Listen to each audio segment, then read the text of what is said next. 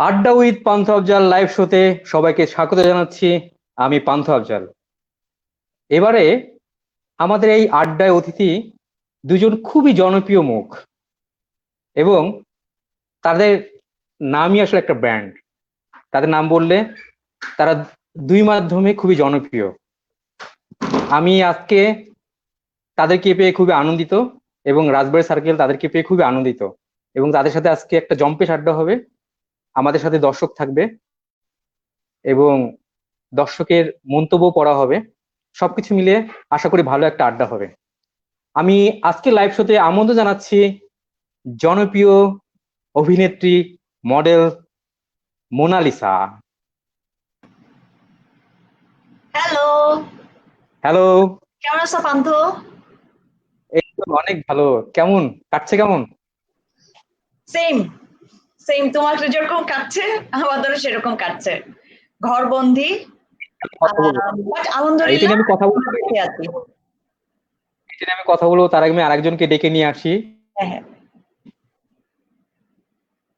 হ্যাঁ, দুইজনকে একসাথে নিয়ে আসি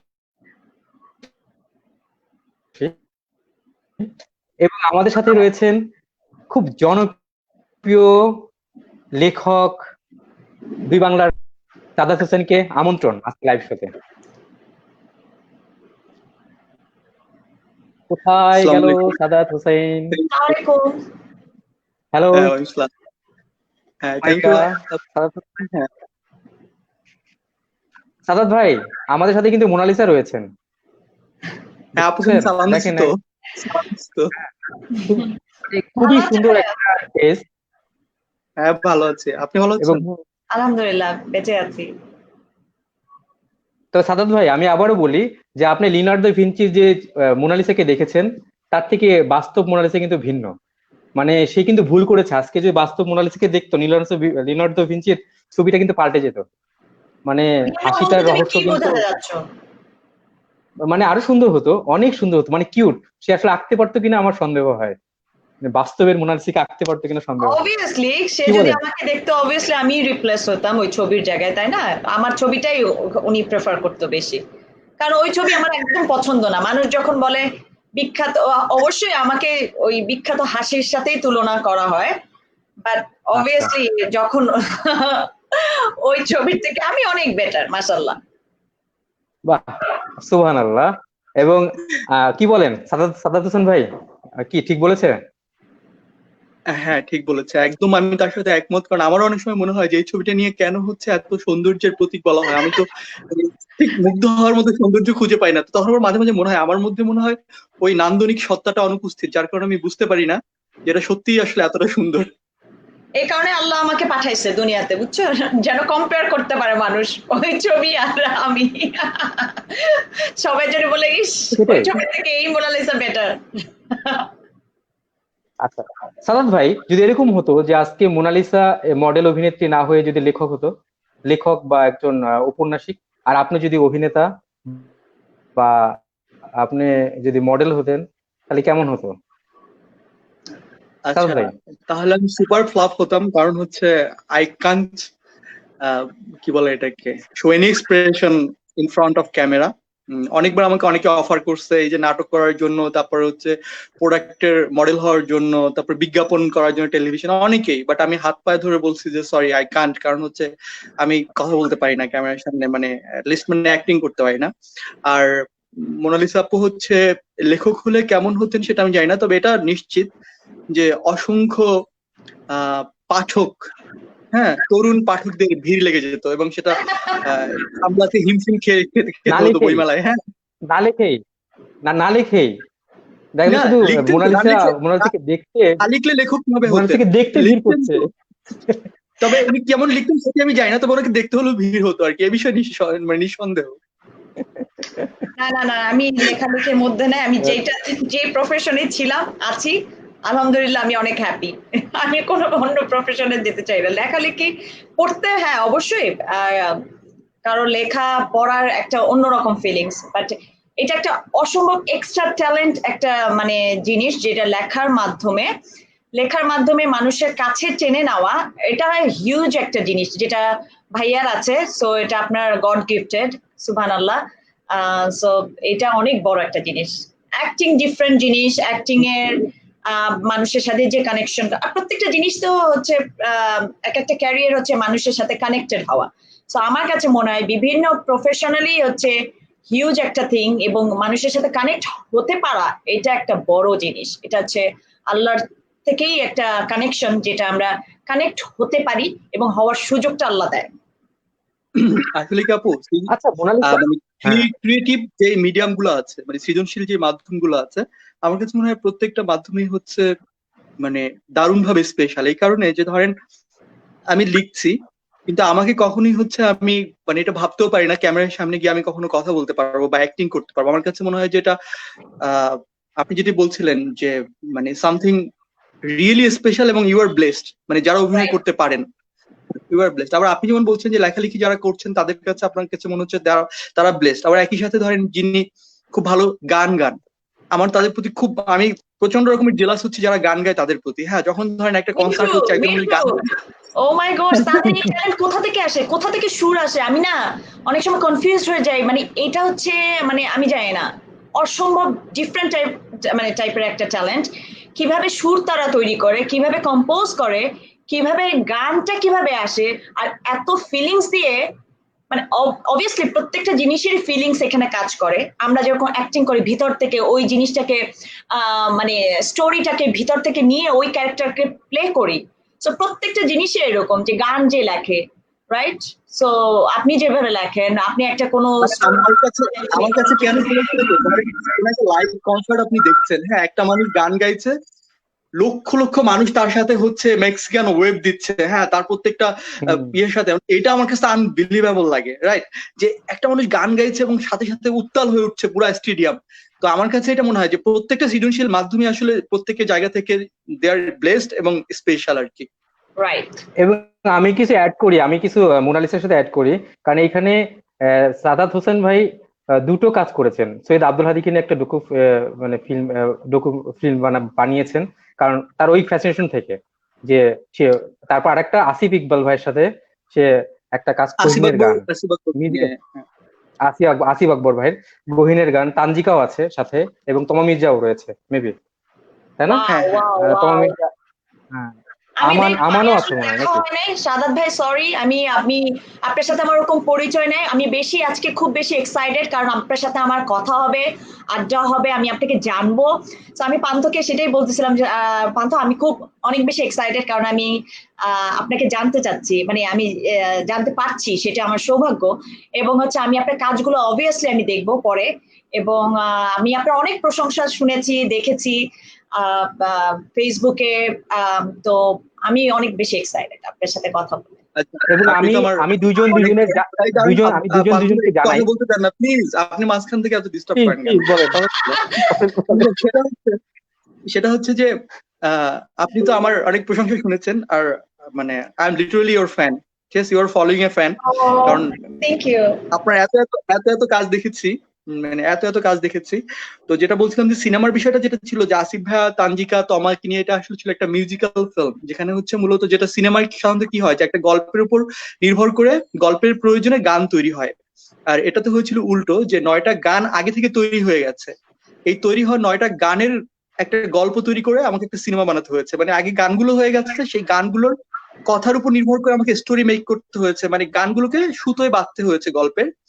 সিনেমাটা আমার প্রথম কাজ, এবং এটা রিলিজ হয়েছে আপনার 20 ডিসেম্বর অনেকগুলো সিনেমা হলে। তো আমার যেটা হচ্ছে, এটা আমার কাছে, আমার সিনেমা নিয়ে অনেক ধরনের ভিজুয়ালাইজেশনের প্রতি আমার অনেক ধরনের স্বপ্ন। আমি তো মূলত লিখি, তো লিখতে গেলে আমার যেটা মনে হয় যে আমি প্রত্যেকটা লেখার সময় এক ধরনের ইমাজিনেশনের মধ্য দিয়ে যাই, যে আমি এগুলো ভিজুয়ালাইজ করতে চাই, স্ক্রিনে দেখতে চাই। তো এখন আমার প্ল্যান আছে যে যেহেতু আমার এক্সপেরিমেন্টাল একটা কাজ, এবং করতে গিয়ে আমি তো আসলে কোথাও ফিল্ম মেকিং শিখি নাই বা কারোর সাথে কাজ করার সুযোগ হয় নাই, নিজে নিজে করতে করতে যতটুকু শিখেছি। তো এই সিনেমাটা করতে গিয়ে আমার অনেক মানে লার্নিং এর জায়গাটা অনেক রিচ হয়েছে। এখন আমার মনে হয়েছে যে আমি সিনেমা বানাতে চাই। এখন হয়তো আমার উপন্যাসগুলো, যে আমি একটা থ্রিলার উপন্যাস লিখছি, সেটি দিয়ে হয়তো আমি এখন সিরিয়াসলি একটা থ্রিলার ফিল্ম করার ইচ্ছা আছে, ডিটেকটিভ ফিল্ম আর কি। তো ওটা করার ইচ্ছা আছে, হয়তো সেটি আসবে। বাহ, এই তো। মাশাআল্লাহ, মাশাআল্লাহ। উচিত আমাদের আচ্ছা, এখানে ভালো ভালো কাজ হওয়া উচিত, হওয়া উচিত কি হচ্ছে। দর্শকদের রুচিটা একটু চেঞ্জ হওয়া উচিত আমার যেটা মনে হয়। কারণ আমরা আমাদের মেধার কোনো ঘাটতি নেই এখানে, অসম্ভব মেধাবী তরুণ ডিরেক্টর রাইটার সবাই আছে, বাট আমাদের ইউনিটিটা অনেক বেশি বেশি দরকার, এটা আমি ফিল করি। আমি জানি না, আমি মিডিয়ার একজন পার্সন হয়ে আমি কথাগুলো বলছি, আমার ছোট্ট কথা, মানে আমার মনের কথাগুলো, যে আমার কাছে মনে হয় আমাদের কোনো কোনো কোনো কিছুর অভাব নেই, জাস্ট ইউনিটি, মানে সবাই মিলে যে একটা প্রচেষ্টা, সবার সাথে হাত দিয়ে হাত রেখে বলে, মানে যে ওকে ফাইন আমরা করতে পারি, আসো আমরা সবাই একসাথে কাজ করি। এই যে ব্যাপারটা থাকে না ইন্ডিয়ানদের মধ্যে, যে চলো যেটাই হোক না কেন ওরা, মানে খারাপ হোক, কেউ কাউকে দেখতে পারুক বা না পারুক, কারোর সাথে আহ মানে শত্রুতা বা এরকম সবকিছু ভুলে যায় যখন কাজটা ওরা বেশি এত মানে ডেডিকেটেড থাকে কাজের প্রতি ওদের ইন্ডাস্ট্রির। কারণ কথা হচ্ছে আমাদের মেইন ফোকাস হচ্ছে ইন্ডাস্ট্রি, আমাদের ইন্ডাস্ট্রি বেঁচে থাকলে হচ্ছে আমরা বেঁচে থাকবো, রাইট?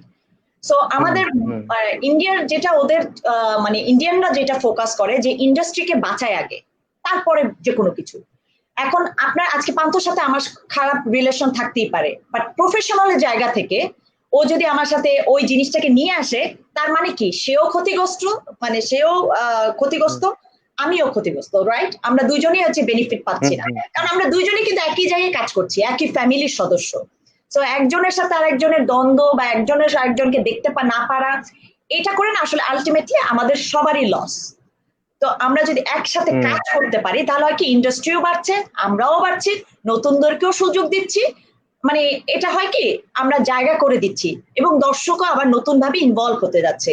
বাট আমরা যদি ছোট করে ফেলি ইন্ডাস্ট্রি, আমরা যদি এক সার্টেন কোনো কিছু করে ফেলি যে ওকে এই এভাবেই আমরা কাজ করবো, দর্শক থাকবে না।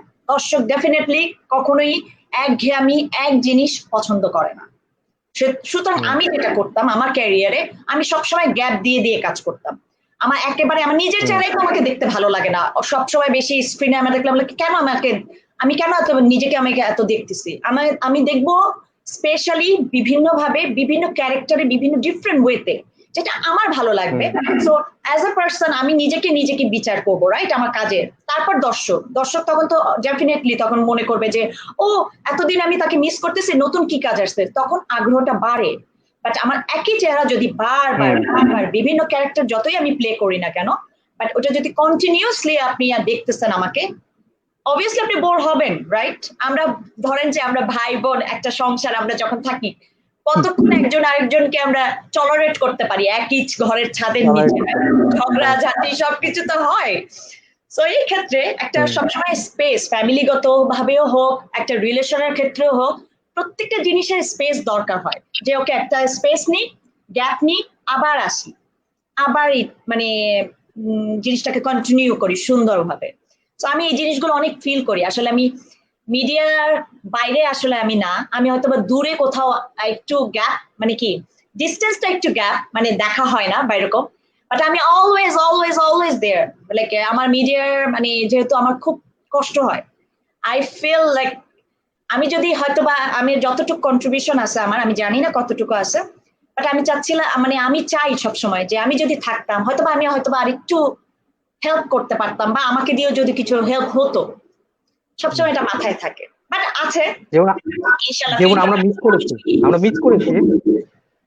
আমরা মোনালিসাকে মিস করেছি, ফিল্মে পাইনি, ফিল্মে মোনালিসাকে পাইনি, এটা একটা বড় বিষয় যে আসলে আমি আসলে দূরে কোথাও নাই মিস, অবভিয়াসলি তোমরা মিস করো দেখেই কিন্তু আমি সব সময় আমি যতটুকু সময় পাই আমার নিজের, হয়তোবা মানুষ এখানে কি করে ভ্যাকেশন হলে বিভিন্ন দেশে যায় বা অন্য কোথাও টাইম কাটায় বা অন্য নিজের মতো নিজের লাইফটাকে সেভাবেই করে। বাট আমার ভ্যাকেশন বলতে গেলে হচ্ছে তোমরা, আমার যখন একটু ছুটি পাই, যখন একটু পারি আমি আমার দেশের মানুষের কাছে ছুটে আসি, আমার মার কাছে ছুটে আসি, আমার ফ্যান্সদের কাছে ছুটে আসি, তখন কাজ করি, শুধুমাত্র তাদের জন্যই কিন্তু কাজ করি।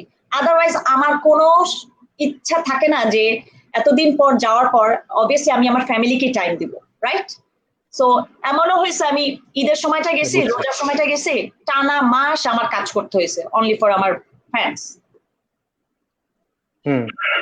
এটা আমি জানি, মাঝখানে মানে অনেক কাজ হয়েছে, মানে মাঝখানে যখন আপনি দেশে এসেছিলেন তখন অনেক অনেক কাজ করেছিলেন, আবার চলে গিয়েছিলেন। আমি কিছু কমেন্টস পড়ে আসি। সোনিয়া হোসেন লিখেছে যে আপুর হাসিটা এত ক্রাশ খেয়ে গেলাম, হাসিটা এত সুন্দর, তবে সাদাত ভাই সম্পর্কে লিখেছেন, সালসাবিল জন লিখেছেন, দুজনকে অভিনন্দন। লিখেছেন সাদাত ভাইয়ের হাসিটা অনেক সুন্দর, সাদাত ভাইকে অনেক সুন্দর লাগছে। তারপর এখানে বলছে সাদাত ভাই অনেক ভালোবাসা রইলো। রোমানুল ইসলাম রূপক লিখেছে, এবং সাদাত ভাইয়ের যে এত ফ্যান, আসলে সাদাত একটা লেখক, লেখক হিসেবে আসলে এটা বড় পাওয়া, লেখক উপন্যাসিক যে তার এত ফ্যান, এবং একটা কমেন্টস লিখলে, একটা স্ট্যাটাস লিখলে মানে বন্যা বয়ে যায়, অনেক মেয়ের বন্যা বয়ে যায়, মানে ছেলেদের থেকে মেয়েদের মোটামুটি কমেন্টস এ বন্যা বয়ে যায়। আমার হিংসা হয়। Wow. কি সাদাত ভাই, আমি কি ভুল বললাম সাদাত ভাই? না না, ঠিক বলছেন। আজকে কি লিখে আছেন বলেন তো? আজকে লাস্ট একটা কি স্ট্যাটাস দিয়ে আসছেন বলেন তো ফেসবুকে? এই যে আজকে লাইভে আসতেছি, যে একটা বিয়ের শেয়ার দিয়েছে, আর তো কিছু দেইনি। আমি আসলে সেটা যেটা তো হচ্ছে কি, বললাম তাহলে। আমি রাতে ঘুমাইনি, আমি সকালবেলা ঘুমাইছি, উঠছি কিছুক্ষণ আগে, তারপরে একটু দৌড়াইলাম, দৌড়ায় তারপর হচ্ছে এখানে হুম, আসছি। আচ্ছা সাদাত ভাই, আমি একটা বিষয় জানি যে আপনি প্রথম জীবনে ছিলেন ফটো জার্নালিস্ট, ছিলেন একটা পত্রিকার, মেবি হুম, হ্যাঁ ছিলেন। তারপরে আপনাকে স্টোরি লিখতে বলছো যে এই ছবির উপরে তুমি স্টোরি লিখে নিয়ে আসো, তখন আপনি স্টোরি লিখে নিয়ে এসেছিলেন, এবং এখান থেকে আমরা মোটামুটি কিছু কাজও পেয়েছি 2013, 14 এবং 15 সালে। 15 সালে সব থেকে ভালো কাজটা পেয়েছি আপনার, এবং আসছি না। সেটা নিয়ে একটু জানতে চাচ্ছি যে হ্যাঁ হ্যাঁ, সেটা নিয়ে একটু জানতে চাচ্ছি যে এটা আসলে আহ, অনেক মানুষের মাঝে সাড়া ফেলেছে, এবং তার আপনার সাদাত হোসেনকে ওভাবে চিনেছে। এইটার পেছনে কি কি ছিল, মানে আপনার ভিতরে কি কি বিষয়টা আচ্ছা, ছিল, কি কি হাইলাইট করেছেন? আমি একটু বলি পান্থ ভাই, সেটা হচ্ছে কি, মানে I came from a very marginal family, ঠিক আছে। And আমি আহ, মানে গ্রামে, ধরেন একটা অজপাড়া গায়ে আমার জন্ম। তো আমার বাবা মাও সেই অর্থে প্রাতিষ্ঠানিক ভাবে আহ হুম খুব যে অনেক বড় শিক্ষিত সেরকম কেউ না, কিন্তু আমি সবসময় বলি যে দে আর দ্য মানে greatest philosopher in my life, ঠিক আছে। এখনো হুম আমি যা লিখছি, যা বলছি, যা দেখছি, যা ভিজুয়ালাইজ করছি, everything is just from them, ঠিক আছে। তো হুম ছোটবেলা থেকে আমার না গল্প বলার খুব ইচ্ছে ছিল, বা গল্প শুনতে চাইতাম। এখন ধরেন গল্প বলার তো আসলে অনেক ধরনের মাধ্যম আছে। হ্যাঁ, যখন আমরা কোন একটা সিনেমা দেখি, সিনেমার মধ্যে কি থাকে? গল্প। আপনি যখন হুম একটা রিপোর্ট লেখেন, এই রিপোর্টও কিন্তু এক ধরনের গল্প, তাই না? আমরা একটা গান শুনি, হুম গানও কিন্তু এক ধরনের গল্প। হুম তো আমার তখন না ভিজুয়ালাইজেশনের প্রতি একটা আগ্রহ ছিল। ধরেন আমাদের তো সময় ক্যামেরা ছিল না, কিন্তু আপনার মনে আছে ইয়াসিকা নামে একটা, ওই যে 36 রিলের একটা ক্যামেরা ছিল, ইয়াসিকা, ওই যে 35, ফিল্মের ক্যামেরা। 35, হ্যাঁ হ্যাঁ না না না, হ্যাঁ হ্যাঁ। না না ওটা না, 36টা ইয়া থাকতো, ফিল্ম থাকতো, ছবি তোলা যাইতো। হ্যাঁ হ্যাঁ হ্যাঁ। হ্যাঁ হ্যাঁ। তো ওইরকম একটা ইয়াসিকা নামে, তো আমার মনে আছে যে আমি একবার আমার বোনের বাসায়, মানে কাজিনের বাসায় গেলাম, তো ওইখানে গিয়ে আমি একটা ওরকম ক্যামেরা পেয়েছি। এখন ওই ক্যামেরা দিয়ে তো আর জুম করা যায় না কিছু, রাইট? আর ওই সময় তো ওটা প্রিন্ট হুম, করতে হইতো। তো আমার মনে আছে জ্যোৎস্না রাত, আমি রাতের বেলা সেই ক্যামেরাটা চুরি করে নিয়ে জ্যোৎস্না মানে সূর্যের ছবি তুলবো। ওই সময় কিন্তু একটা আচ্ছা, ছবি তুলতে গেলে অনেকে বলতো যে, কারণ প্রত্যেকটা ছবি তো মানে প্রত্যেকটা ক্লিকের তো টাকা দেওয়া লাগে, যেহেতু হ্যাঁ ফিল্ম হ্যাঁ কেনা লাগতেছে। হ্যাঁ, তো হ্যাঁ সবাই হচ্ছে এগুলো হ্যাঁ। খুব গুনে গুনে রাখতো যে কতগুলো ছবি তোলা হয়েছে। হ্যাঁ। তো তখন যেটা হতো যে, যখন আমি ওই চাঁদের ছবি তোলার চেষ্টা করলাম, পরে দেখলাম যে কিছুই আসে না, একটা বিন্দুর মতো আসছে প্রিন্ট করার মতো। প্রিন্ট করার পরে কারণ হচ্ছে অন্ধকারে চাঁদ তো অনেক দূরে, এটা তো আর এরকম না যে জুম লেন্স হ্যাঁ, আছে আপনি সেটাকে জুম করে তারপর ছবি হ্যাঁ, তুলতে পারেন। তো আমার ফটোগ্রাফিটা শুরু হয় মূলত ইউনিভার্সিটির শেষের দিকে এসে। এবং ওই আপনি যেটি বললেন যে ফটোগ্রাফি করতে গিয়ে যেটা হয় যে, আমার কাছে তখন আপনার ইত্তেফাক পত্রিকার ফটো সম্পাদক ছিলেন, আপনি চিনবেন প্রয়াত আজিজুর রহিম পিউ ভাই। পিউ ভাই হ্যাঁ, অনেক হ্যাঁ, বিখ্যাত ফটোগ্রাফার ছিলেন। পিউ ভাই হচ্ছে আমাকে হঠাৎ করে একদিন বলেন যে, সাদাত, তোমার ফটোগ্রাফি গুলো হচ্ছে খুবই দারুণ এবং স্টোরি টেলিং। হুম। তো তুমি একটা কাজ করো, হুম, তুমি ওই ফটোগ্রাফি গুলোর গল্পটাই হচ্ছে তুমি লেখার চেষ্টা করো। কিন্তু আমি তো লিখতে, তখন মনে হয় না যে আমি লিখতে পারবো। উনি অনেক বলার পর okay fine, I started writing, and উনি খুবই আমাকে, হুম, উনি বললেন যে you are doing wonderful job, তো তুমি রেগুলার লেখো। তখন যেটা হয়, তখন আমাকে একটা এক্সট্রা দায়িত্ব দেওয়া হয় যে বাংলাদেশের বিভিন্ন ক্ষেত্রে যারা লিজেন্ডারি পার্সোনালিটি, রাইট, যে ধরেন একদমই বিখ্যাত যারা লোক আছেন, যেমন নাসিরুদ্দিন ইউসুফ বাচ্চু, সর্দার ফজলুল করিম, আব্দুল শুকুর, তারপরে হচ্ছে হুম, বেলাল চৌধুরী। এরকম বাংলাদেশের বিভিন্ন ক্ষেত্রে যারা লিজেন্ডারি পার্সোনালিটি, ওনাদের ইন্টারভিউ করার কথা। এখন পত্রিকায় যেটা হয় যে, একটা আপনি যদি ইন্টারভিউ করতে কাউকে পাঠান, একজন রিপোর্টারকে পাঠালেন, সাথে একজন ফটো জার্নালিস্টকে হুম। পাঠাতে হবে তার পোর্ট্রেট তোলার জন্য। তো I was two in one, right, যে আমি হচ্ছে তখন ফটোগ্রাফি করতে পারি, লিখতেও পারি। তো সুতরাং আচ্ছা, আমাকে পাঠানো বাহ। হতো আর কি। হ্যাঁ। তো পাঠানোর পরে যেটা হচ্ছে যে, আমি অনেকগুলো ইন্টারভিউ করলাম, এবং একই সাথে হচ্ছে আমার যে ফটোগ্রাফি গুলো ছিল ওই ফটোগ্রাফি গুলোর পেছনের গল্পগুলো আমি লিখতাম। তো তখন গল্প ছবি নামে একটা মানে বিভাগ ছাপা হতো, যে আমার তোলা একটা ছবির পেছনে একটা 10 বা 15 লাইনের একটা ছোট্ট গল্প, ওই ছবিটারই গল্প। এবং প্রথম আমি ওই ছবিটা নিয়ে গল্পটার বইটা বের হয় হচ্ছে 2012 সালে। তো মজার ব্যাপার হচ্ছে আমি তখনও বুঝতাম না যে আমি লেখালেখি করার মতো সক্ষম, কিংবা মানুষ আমাকে লেখক হিসেবে চিনবে বা ওই ক্ষমতাটা আমার আছে। কিন্তু ফেসবুকে যেটা হয় যে মানুষগুলো, আমার লাইফে অনেক রিয়েলাইজেশন আছে। একটা হচ্ছে আপনার কাছের মানুষ যখন আপনার সম্পর্কে কোনো মতামত দিবে, এই জিনিসটাকে আপনি খুব গুরুত্ব দিবেন না, রাইট? এটার কারণ হচ্ছে কাছের মানুষ ব্যক্তি আপনাকে ইভালুয়েট করবে, ব্যক্তি আপনাকে, ধরেন আপনি আপনার সবচেয়ে প্রিয় বন্ধু, আপনি যাই করেন না কেন সে বলবে দোস্ত ফাটাই দিছিস, খুব ভালো হয়েছে।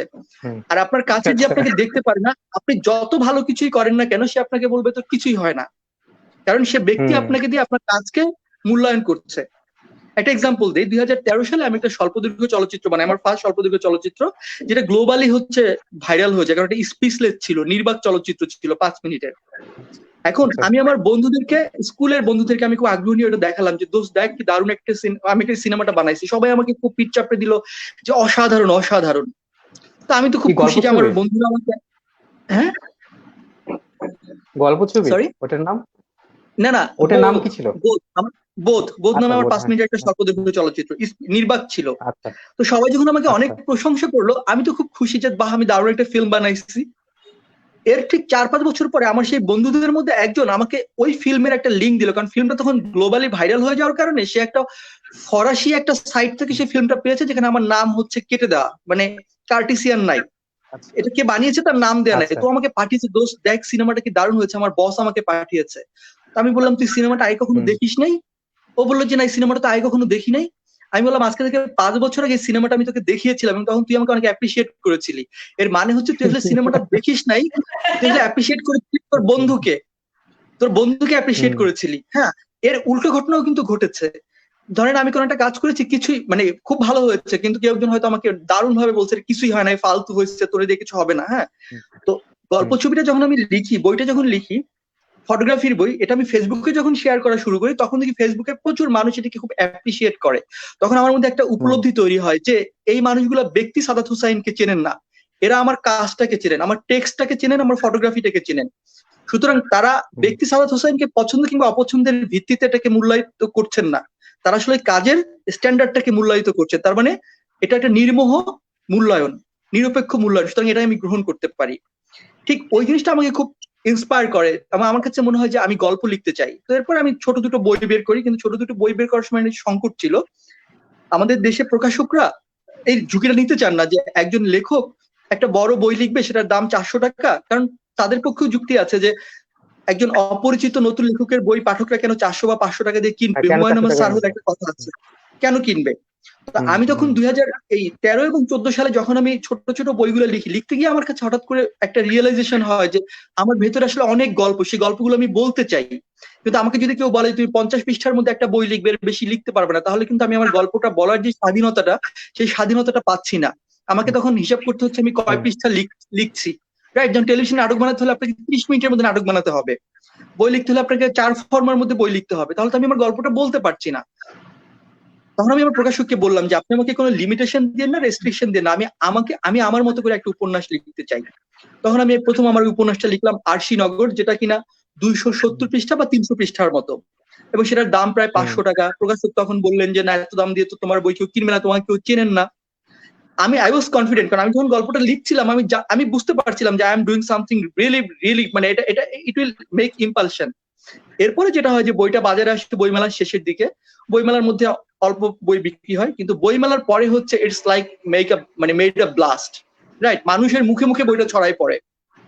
So that was the story. যে আমার এই ভাবনাটা তখন মনে হয়েছিল যে আমি যদি আমার গল্পটা বলতে পারি, তাহলে এই গল্পটা অসংখ্য মানুষের মধ্যে ছড়াই পড়বে এবং আমার অনুভূতিটা অন্য অনেক মানুষকে হয়তো স্পর্শ করতে পারবে। তো আরশিনগর আসলে ওই জায়গা থেকে এই অসাধারণ মানে আমার জীবনের মোড় ঘুরিয়ে দেওয়া গল্পটা আসলে তৈরি করেছিল 2015 সালে। ইট ওয়াজ মানে অ্যামেজিং ফিলিং আর কি। এরপরে তো আমরা আরো অনেকগুলো পেয়েছি মোটামুটি। হ্যাঁ, এরপরে যতগুলো বই এসেছে, মানে এরপরে যতগুলো বই এসেছে এরপরে কলকাতায় ছড়াই পড়লো, যেটা হয়েছে যে এর পরের বইটার নাম হচ্ছে অন্দরমহল। তারপরে হ্যাঁ। মানব জনম, পরে আপনার নিঃসঙ্গ নক্ষত্র, যেটা গত বছর হুমায়ুন আহমেদ সাহিত্য পুরস্কার পেল, একদিন এক অন্যদিন হুমায়ুন আহমেদ সাহিত্য পুরস্কার পেল যেটি। তারপরে হচ্ছে আপনার উপন্যাসটা নির্বাসন। এবং এবারে এসেছে অর্ধবৃত্ত। মানে I was lucky and blessed যে প্রত্যেকটা বই হচ্ছে আগের বইগুলোর চেয়ে বেশি জনপ্রিয়তা পেয়েছে। আপনার ফ্যান বেশি কি, ছেলে না মেয়ে? মানে ফ্যানের কথা শুনে চলে গেল নাকি? অবভিয়াসলি মানে মেয়ে ছেলে দুটাই হবে। মানে আপনার ফ্যান বেশি কে, মেয়ে না বেশি? নক করে কে ফেসবুকে? the identification of a fan should be fan. Right.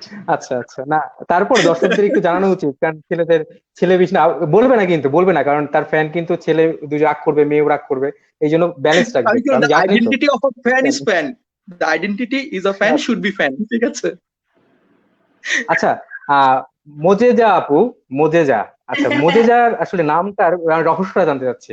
অনেকে হয়তো জানে না মোজেজার নাম। মোনালিসা আপু কি মাজেজা থেকে আসছে না? ওই যে Majeja, right right, Arabic name. তো আচ্ছা, মোনালিসা হচ্ছে তো মিস্টেরিয়াস নেম, রাইট? মিস্টেরিয়াস সবাই তো জানে, রহস্যময় নারী। তো আমার মধ্যে কোনো রহস্য নাই। আমি ওপেন বুক, সবাই আমার সবকিছুই জানি, আমি অনেক খোলা মনের মানুষ। আর হচ্ছে মোজেজা হচ্ছে অলৌকিক, মিরাকল।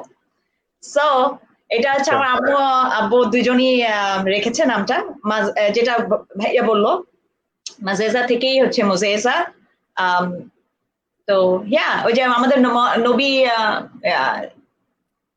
মাঝে এরকম দেখাতো না একটা স্টোরিতে, বাবার টাইটেল আশরাফ। হ্যাঁ, স্বপ্ন দেখাতো, অলৌকিক বিষয় স্বপ্ন দেখাতো, সেটা থেকে ওইখান থেকে আসলে আমার আম্মা ওই নামটা রেখেছে। তো আমি খুবই হ্যাপি এই নামের, কারণ খুব সুন্দর নামের মিনিংসটা।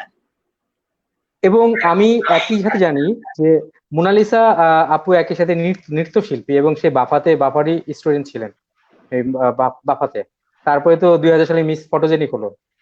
ফটোজেনিক হওয়ার পর 2002 থেকে 2007 পর্যন্ত মেবি বাংলা লিঙ্ক দেশ 2, মানে বিজ্ঞাপন দিয়ে পুরোপুরি বাংলাদেশ মাতিয়ে দিয়েছে। মানে কি বলবো আর। সাদ ভাই দেখেছেন না আপনি বাংলা লিঙ্ক 2 এর বিজ্ঞাপন, দেশের বিজ্ঞাপন? সেটা বলো, মাতিয়ে দেয়নি, বলো যে আমি লিটারেলি মানে আমি যখন এসেছি যে মানুষ বিরক্ত হয়ে যেত আমাকে দিয়ে, মানুষ আমি শুনেছি যে লিলির বিজ্ঞাপন দিয়ে বাচ্চাদেরকে খাওয়ানো হতো, ইভেন কি বাংলা লিঙ্কের অ্যাড দিয়ে, কারণ ওই সময় খুব কালারফুল, নাচে গানে ভরপুর বিজ্ঞাপনগুলো হতো। কমলা পোশাক। সো আমি যেটা শুনেছি যে বিভিন্ন কমেন্টস তো আসতো, মানুষ, আমার ছেলে ফ্যান, মেয়ে ফ্যান, বাচ্চা বুড়া সব শ্রেণীর, কিন্তু মাদের যেটা থাকতো কমেন্টস, আমার মেয়েকে তো আমার বাচ্চাকে তোমার অ্যাড দেখিয়ে আমি খাওয়াতাম। সো ওই জিনিসগুলো যে সাদাত ভাই গাব্বার সিং এর নাম শোনায় বাচ্চাদেরকে খাওয়াতো ভয় দেখায়। আর এখানে আমরা কিন্তু অন্য স্টোরি শুনলাম, দেখছেন? মজার বিষয় ছিল। তারপরে তো তবে মোনালিসা আপুর একটা ব্যাপার হলো যে, যেমন সাদাত ভাই একটা বিষয়, সাদাত ভাই কিন্তু আমাদের এলাকার মাদারীপুর। মোনালিসা আপুরটা আমি জানি না এখনো কোন জনের। আমি বরিশাইল্লা মাইয়া, ও আমারে চেনো নাই? বরিশালের কোথায়? শহরে? সমস্যা নেই, আমি বরিশালের পিরোজপুরের। আচ্ছা, ওকে। বাট আমার জন্ম ঢাকা। আচ্ছা, মাদারীপুরে এই পান্থু ভাই, আপনি কি জানেন আমার বাড়ি হচ্ছে ঢাকা বিভাগের সর্বশেষ বাড়ি। আমাদের বাড়ির সাথে ছোট্ট একটা নদীর ওপারে হচ্ছে বরিশাল বিভাগ, এপারে হচ্ছে ঢাকা বিভাগ, বুঝছেন? তাহলে আমরা নেইবার। বাহ। আমি বলি আমার বাড়ি কোথায় জানেন? আমার বাড়ি রাজবাড়িতে, পাটুরিয়া ঘাট, মানে আপনি যখন গলন্দ পার হওয়ার পরে আমাদের রাজবাড়ি, মানে রাজবাড়ির বুকের উপর দিয়ে যেতে হয় মাদারীপুর। রাজবাড়ি তো অনেক চিনি। ওই অনেক সুন্দর ছোট শহর, খুব চমৎকার। অবশ্য সুযোগ হলে দুজনকে নিয়ে যাবো আশা করি। আমি ইনশাআল্লাহ যদি আসি তাহলে পান্থ আমরা যাব বেড়াতে। হ্যাঁ, অনেক ভালো লাগবে আশা করি। মাদারীপুরে যাবো আমরা। যদি শুটিং এর কোনো অপশন থাকে শুটিংও করে আসবো, কারণ তুমি এত সুন্দর করে বলতেছো যে এত সুন্দর জায়গা, অবভিয়াসলি।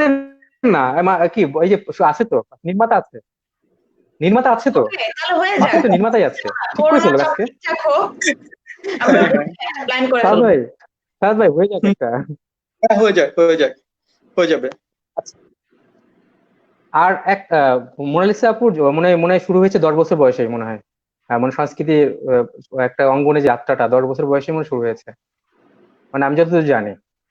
কি আসলে বলেন? আমার এক্সাক্ট টাইমটা তো মনে নাই, আমি যতটুকু জানি আমি অনেক পিচ্ছি থেকেই নাচে আমি আমার খুব শখ ছিল নাচের প্রতি, প্লাস আম্মার কাছ থেকে শুনেছি যে শিশু একাডেমিতে আমার প্লাস আমার বোনরাও নাচ শিখতো, গান শিখতো। আম্মা খুবই সংস্কৃতি মনা। তো তো আম্মা সবসময় আমাদেরকে ফোর্স করতো যে নাচ শিখো, গান শিখো, কোনো না কোনো কিছুতে অ্যাক্টিভ থাকার জন্য।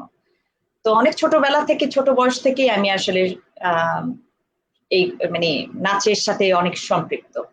নাচ থেকে আসলে আমার শুরু।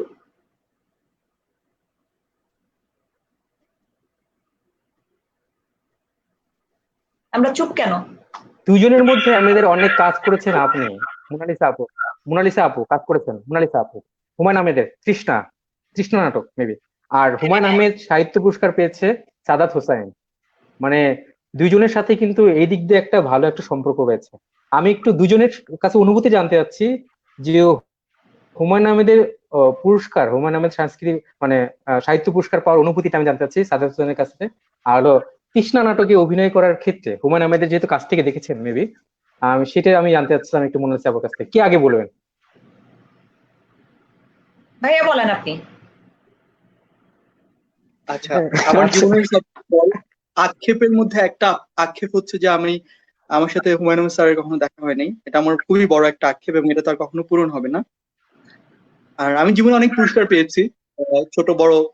যেমন আমি 2013-তে পেয়েছিলাম জুনিয়র চেম্বার ইন্টারন্যাশনাল অ্যাওয়ার্ড আমার সিনেমার জন্য, ফিল্মের জন্য, বোধের জন্য। আমি কলকাতা থেকে অনেকগুলো অ্যাওয়ার্ড পেয়েছি সাহিত্য রিলেটেড, আর অনেকগুলো কি কি যেন। তারপর হচ্ছে 2016-তে আমি পেয়েছিলাম ন্যাশনাল পর্যায়ে আপনার শিল্পকলা একাডেমির বেস্ট ফিল্ম মেকার অ্যাওয়ার্ড। আমার একটা ফিল্ম আছে দ্য শুজ, ওটার জন্য। কিন্তু আচ্ছা। 2019 সালে একদিন ব্যাংক অন্যদিন হুমায়ুন আহমেদ সাহিত্য পুরস্কার পাওয়ার ওই মুহূর্তটা আমার কাছে মানে আর সকল প্রাপ্তির অনুভূতির সাথে মানে মেশানোর কোনো সুযোগই নাই আমার কাছে। I was literally getting goosebump. আমি যখন টেলিভিশনে দেখছিলাম যে স্কলে হচ্ছে লেখা উঠছে যে সাদাত হোসাইন এবার হুমায়ুন আহমেদ সাহিত্য পুরস্কার পেয়েছেন, সবগুলো টেলিভিশন স্কলে আসছে এবং আমার সাথে পুরস্কারটি যিনি পেয়েছেন কিংবদন্তি রাবেয়া খাতুন। হুম। বাহ। ওনার বয়স প্রায় হুম। 84 বছর এবং উনি বাংলাদেশে এমন কোনো পুরস্কার নেই যেগুলো পাননি। জাতীয় চলচ্চিত্র পুরস্কার থেকে শুরু করে 21 পদক, হ্যাঁ, তারপরে হচ্ছে বাংলা একাডেমি অ্যাওয়ার্ড, সকল পুরস্কার উনি পেয়েছেন। ফরিদুর রাজা শয় সাগরের মা। হুম। সো হুম। হুম। রাবেয়া খাতুন এবং ওনার সাথে যখন আমি মানে এই নিউজটা যখন আমি টেলিভিশন স্ক্রলে প্রথমে দেখি, এন্ড আই ওয়াজ লাইক যে আল্লাহ, আমি এই পুরস্কারটা পেয়েছি, মানে it was like a dream comes true. So এই অনুভূতিটা আসলে মানে শব্দের কিন্তু সাধ্য নাই আপনার সকল অনুভূতি বোঝায়। হ্যাঁ, তো আমার ক্ষেত্রে ব্যাপারটা সেরকম ছিল। এবং প্রোগ্রামটা যখন হয়, এটা বাংলা একাডেমির আব্দুল করিম সাহিত্য বিশারদ ওখানে হয়েছিল। ওখানে ছিলেন আসাদুজ্জামান নূর, তারপরে আমাদের সদ্য প্রয়াত হুম। আনিসুজ্জামান স্যার, তারপরে আমাদের পররাষ্ট্রমন্ত্রী ছিলেন, এন্ড অল দ্য লেজেন্ডস আর দেয়ার। হ্যাঁ, তো আমি হুম। এমনিতে কথা ভালোই বলতে পারি, কিন্তু আমার মনে আছে আমার একটা স্পিচ সেশন ছিল, আই কুডন্ট টক অ্যাকচুয়ালি। হ্যাঁ, আমি কথা বলতে পারছিলাম না, I was like crying. And সবচেয়ে মনে হয় আমার আব্বা মতো গ্রামে থাকে। আমি দিস দ্য ফার্স্ট টাইম আর কি ওনারা আমার কোন একটা এরকম প্রোগ্রামে আমি তাদের গ্রাম থেকে নিয়ে এসেছিলাম। সো আব্বা আম্মা ছিল সামনে এবং আমার বাচ্চাটা তখন কয় মাস, 4 মাস বা 5 মাস বয়স। সো দে আর মানে আমার ওয়াইফ, আমার ভাই বোন সবাই ছিল, and it was something special. তা আপনার মোনালিসা আপুর কি এরকম হয়েছে যে, মোনালিসা আপুর এরকম হয়েছে যে হুমায়ুন আহমেদের যেমন সে বাকরুদ্ধ হয়ে গেছে, কথা বলতে পারেনি, আপনি দেখলো অভিনয় করতে দিল, স্ক্রিপ্ট দেখার হুমায়ুন আহমেদের সাথে কাজ করার সময় চুপ হয়ে গেলেন, আর আমি মানে বলি কথা বের পান্থ, হচ্ছে না, এরকম কিছু হয়েছে? তুমি মানে সবাই বুঝবে, অবভিয়াসলি বুঝবে, হুমায়ুন স্যারের সাথে কাজ করা এবং তার স্ক্রিপ্ট পাওয়া, এবং এটা হচ্ছে মানে মানে অনেক যে ভাগ্যবতী সেই এই জিনিসটা মানে পাবে, বা এই আমি মনে করি যে আমি হুম। আসলে অসম্ভব ভাগ্যবতী যে আমার সব মানুষের সাথে মানে কাজ করার সৌভাগ্যটা হয়েছে আমার আমার ক্যারিয়ারের ক্ষেত্রে। সো তার মধ্যে থেকে হুমায়ুন স্যারের সাথে কাজ করা এবং এইটা আসলে কি আমি বলতে পারবো না একটাই কাজ হয়েছে, তখন তো আমি আরো বেশি পিচ্ছি, আমি শিখছি। আমি মিডিয়াতে তখন আরো গুটি গুটি পা দিয়ে আমি মানে হাঁটতে শিখছি ওই টাইমটাই, মানে আমি সবকিছুই শিখছি, কারণ আমার তো অ্যাক্টিং এর কোনো ব্যাকগ্রাউন্ড নাই, আমি যে অ্যাক্টিং মানে শিখে এসেছি। আমি যতটুকু শিখেছি সেটা হচ্ছে কাজ করার এক্সপিরিয়েন্স থেকে, একটা কাজ খারাপ হয়েছে, পরেরটা কাজ আরেকটু ঠিক করার চেষ্টা করছি, ইভেন এখনো শিখছি, শেখার কোনো শেষ নাই। তো ওই টাইমটায় আমি আরো বেশি পিছিয়ে ছিলাম, এবং আমাকে দিয়ে যে কাজ করানোর যে চিন্তাটা, এটা যে ওনার মাথায় এসেছে, এটা তো অনেক বড় একটা জিনিস, যে আমি অনেক সৌভাগ্যবতী যে আমাকে সে চিন্তা করেছে যে না, এরকম একটা ক্যারেক্টার, এই মেয়েটা কাজটা করতে পারবে। তো আমি ওই স্ক্রিপ্টে, আমি তখন কিছুই বুঝি না, জানি না, অ্যাক্টিং এর অনেক কিছু শিখছি, আমার তো হাত পা কাঁপতেছিল যে যখন রিহার্সালে উনি আমাকে বসালো, এবং ওনার একটা ব্যাপারই ছিল হুমায়ুন আহমেদ, মানে এই কথাটার যে ভ্যালুটা এত বড়, এবং আমার কাছে যেহেতু আমি তখন একেবারেই কাজ শুরু করছি, এবং তার কাছ থেকে এরকম অফার পাওয়া, কাজ করা একসাথে তার ডিরেকশনে, এবং তার কাছে যে আমি শিখতে পাবো, এটা অনেক বড় একটা জিনিস আমার কাছে ছিল। ওই টাইমটা, ওই সময়টা আসলে আমি মানে আমি নিজেকে কি মানে অনেক অনেক লাকি মনে করেছি, ইভেন এখনো ফিল করি যে উনি বেঁচে থাকলে হয়তো বা আরো অনেক কিছু আমরা পেতাম, এবং আমরা অনেক কিছু শিখতে পারতাম, আমরা অনেক কিছু শিখতে পেতাম। আমার মনে হয় আমাদের একটা শূন্যতা, এগুলো পূরণ হওয়ার নয়, আমাদের যারা চলে গেছেন বা চলে যাচ্ছেন আমাদের তাদের গুরুজন, শূন্যতা আমাদের কখনো। এখানে যে কত বড় বড় শিল্পীরা, এই যে কালকেই তো সুরদা চলে গেল, মানে এই যে খালি, এটা কখনোই পূরণ করতে পারবো না আমরা, কখনো না। এবং কখনোই আমি কখনোই না। খুবই স্যাড, আসলে আমাদের গার্জিয়ান গুলো চলে যাচ্ছে, এটা খুব কষ্ট, খুবই কষ্ট, এবং তাদেরকে আর দেখতে পাবো না হয়তোবা একটা সময়।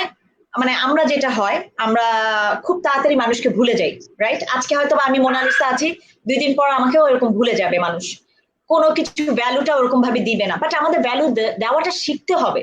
আমাদের সম্মান কিন্তু আমাদেরকেই দিতে হবে, আদারওয়াইজ কেউ কাউকে দিয়ে যাবে না। আমরা অন্য কোনো কান্ট্রির কোনো কিছু হলে আমরা খুব ঝাঁপায় পড়ি, খুব সমবেদনা করি, খুব মূল্যায়ন করি, খুব ভ্যালু দেই, আর নিজেদের মানুষগুলোকে আমরা মূল্যায়ন দিতে জানি না, পারি না, এবং শিখছি কিনা আমি জানি না আসলে। আমরা যে আর্টিস্টরা, আমরা যে একটা মানুষ যখন কাজ করে কাদের কারণে, আমাদের মানুষের ভালোবাসার কারণে, তাই আমরা সবসময় চাই মানুষ আমাদেরকে ভ্যালুটা দেখ, রেসপেক্টটা করুক, রাইট?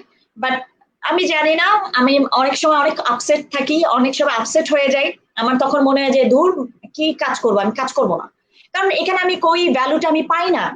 বাইরের দেশে এখন এসে যখন আমি দেখছি, মানুষকে জানছি, অনেক বেশি মূল্যায়ন করে একটা মানুষ হিসাবে, অ্যাজ এ মানুষ হিসাবেও তো মানুষকে অনেক বেশি মূল্যায়ন করে, আমরা তো তাও শিখতে পাচ্ছি না।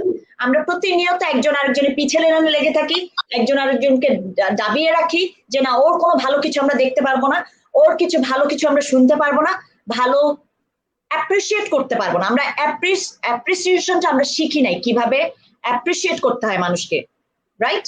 আমি জানি না, আমার হয়তো বা এগুলো অনেক খুব কথাগুলো বলা, বাট বলে ফেলছি, আমি এগুলো প্ল্যান করে বলি না। আমি জানি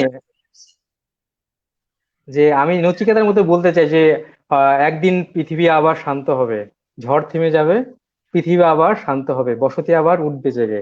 আমরা এটাই বিশ্বাস করি, পৃথিবী সুন্দর হবে পৃথিবী আবার এবং শুরু হবে, শেষ হবে, এবং আমরা আবার অ্যাডজাস্ট করব, সবকিছু ঠিক আছে।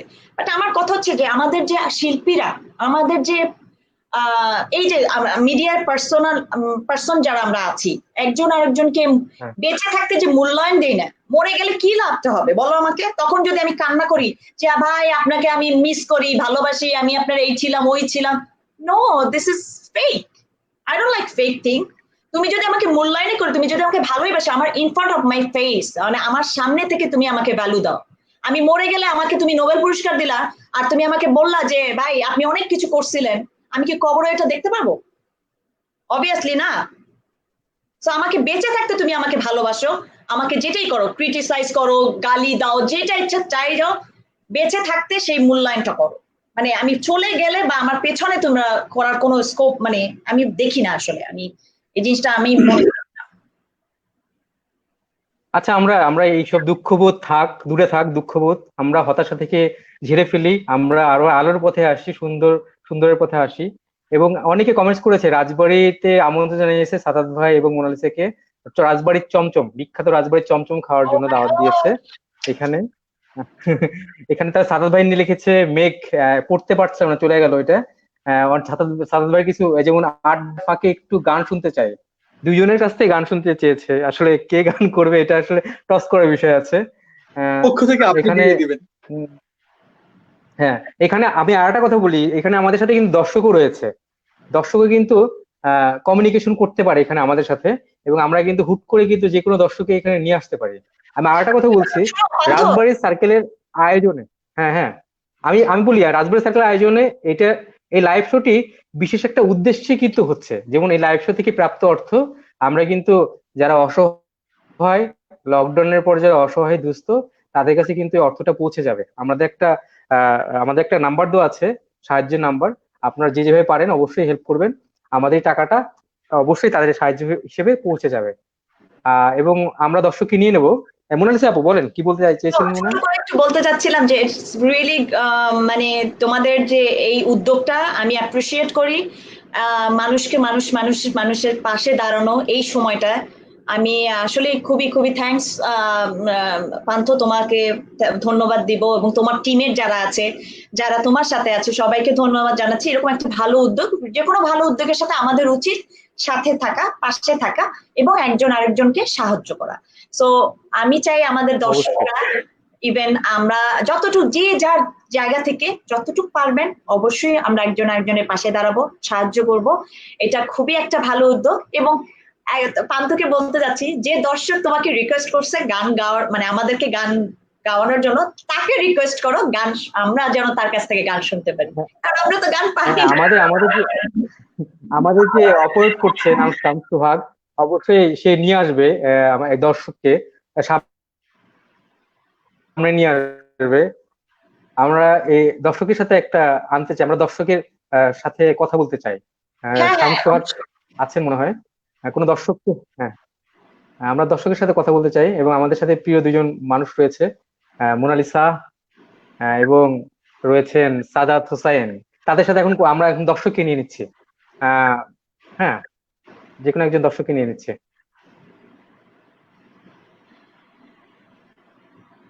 আমরা কথা বলতে থাকি, দর্শক আসুক, দর্শক আসলে দর্শক আসুক। আচ্ছা, দর্শক মনে হয় চলে এসেছে। ওকে, হুম, হ্যালো, হ্যালো, কে আছেন?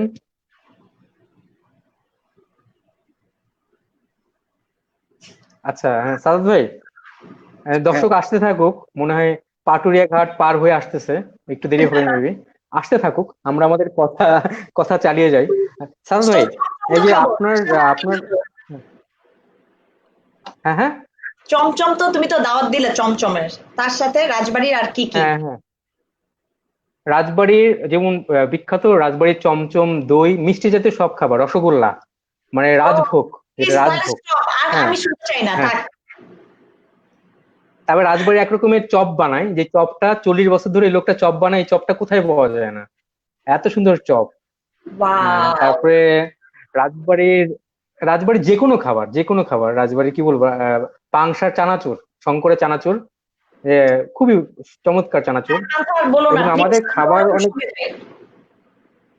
এবং সাধারণত আরেকটা কথা বলি, মটকা, এক রকমের রামদিয়ার মটকা পাওয়া যেত, রামদিয়ার মটকা, যেটা আপনি লঞ্চে ঘুরে ঘুরে বিক্রি করে, এই যে মটকা, সেটা কিন্তু আমাদের কুষ্টিয়া, রাজবাড়ি বা ওদিক ওদিক থেকে আসা কিন্তু।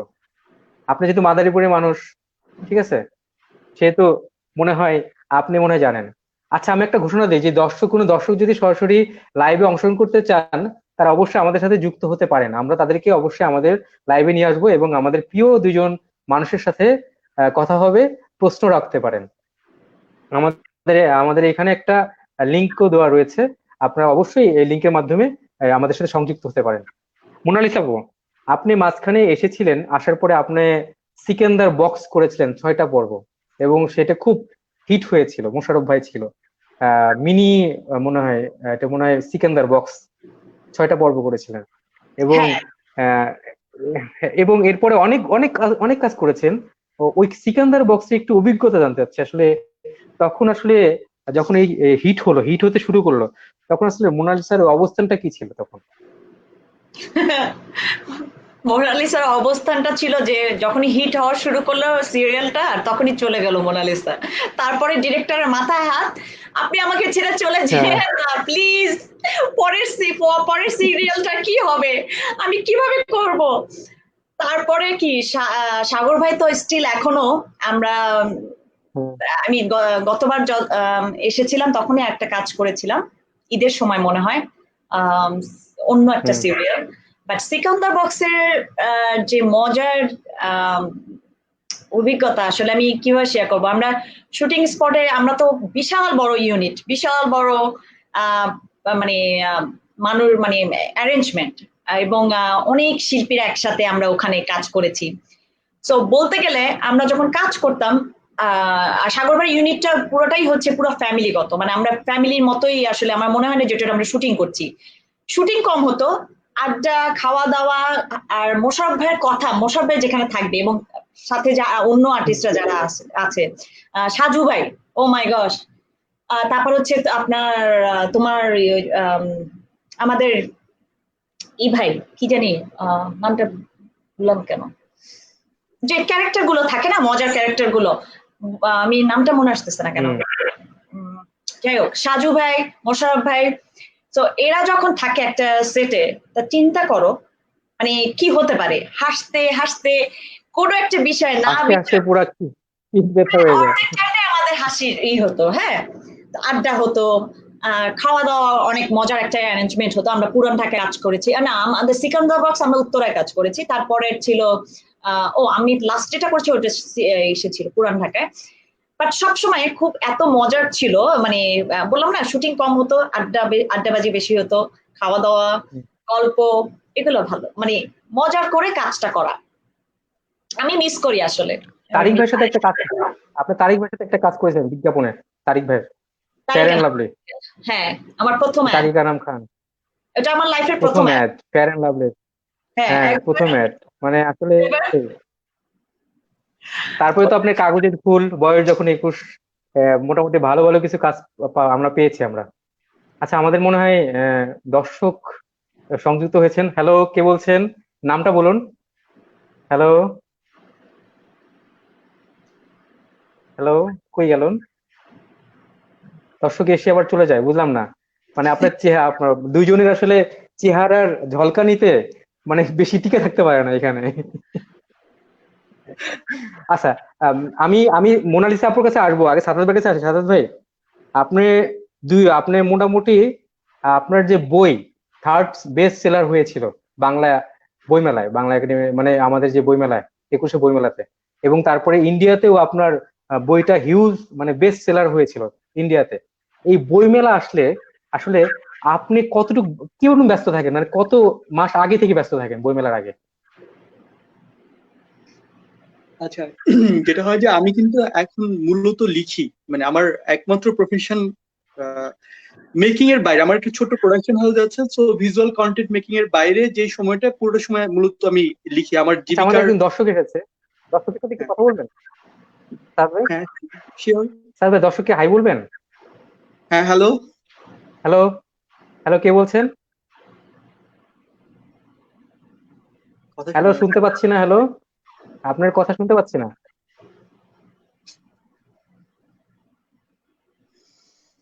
ওনার হ্যালো। নেটওয়ার্কের আচ্ছা সাদত ভাই প্রবলেম বলুন, মনে হয়। কন্টিনিউ করুন। হুম হুম। সাদত ভাই, আচ্ছা, আসি যেটা আমরা। বলছি সেটা হচ্ছে যে যেহেতু এখন আমার মানে আমি এখন পেশাদার লেখক আর কি, ঠিক আছে, প্রফেশনাল রাইটার। তো বাংলাদেশে হুম কিন্তু এই হুম। আহ, লেখালেখিকে ফুললি প্রফেশন নেওয়াটা হচ্ছে খুবই আনইউজুয়াল একটা ঘটনা। এটা কিন্তু দেখা যায় না, কারণ এখনো ধরেন আপনাকে মানুষ যখন জিজ্ঞেস করবে যে আপনি কি করেন, যে আমার রাইটার, মানে আর কি করেন, রাইট, মানে রাইটার বা রাইটিং হচ্ছে, it should not be a profession. এটা হচ্ছে আপনি কিছু একটা করছেন, এটার আর পাশে কি আপনার করেন? জব করছেন, আপনি বিজনেস করছেন বা কিছু একটা করছেন, হুম। এটার পাশে এটা এমনি কাজ, মানে এটা তো আর প্রফিট আর্নিং না।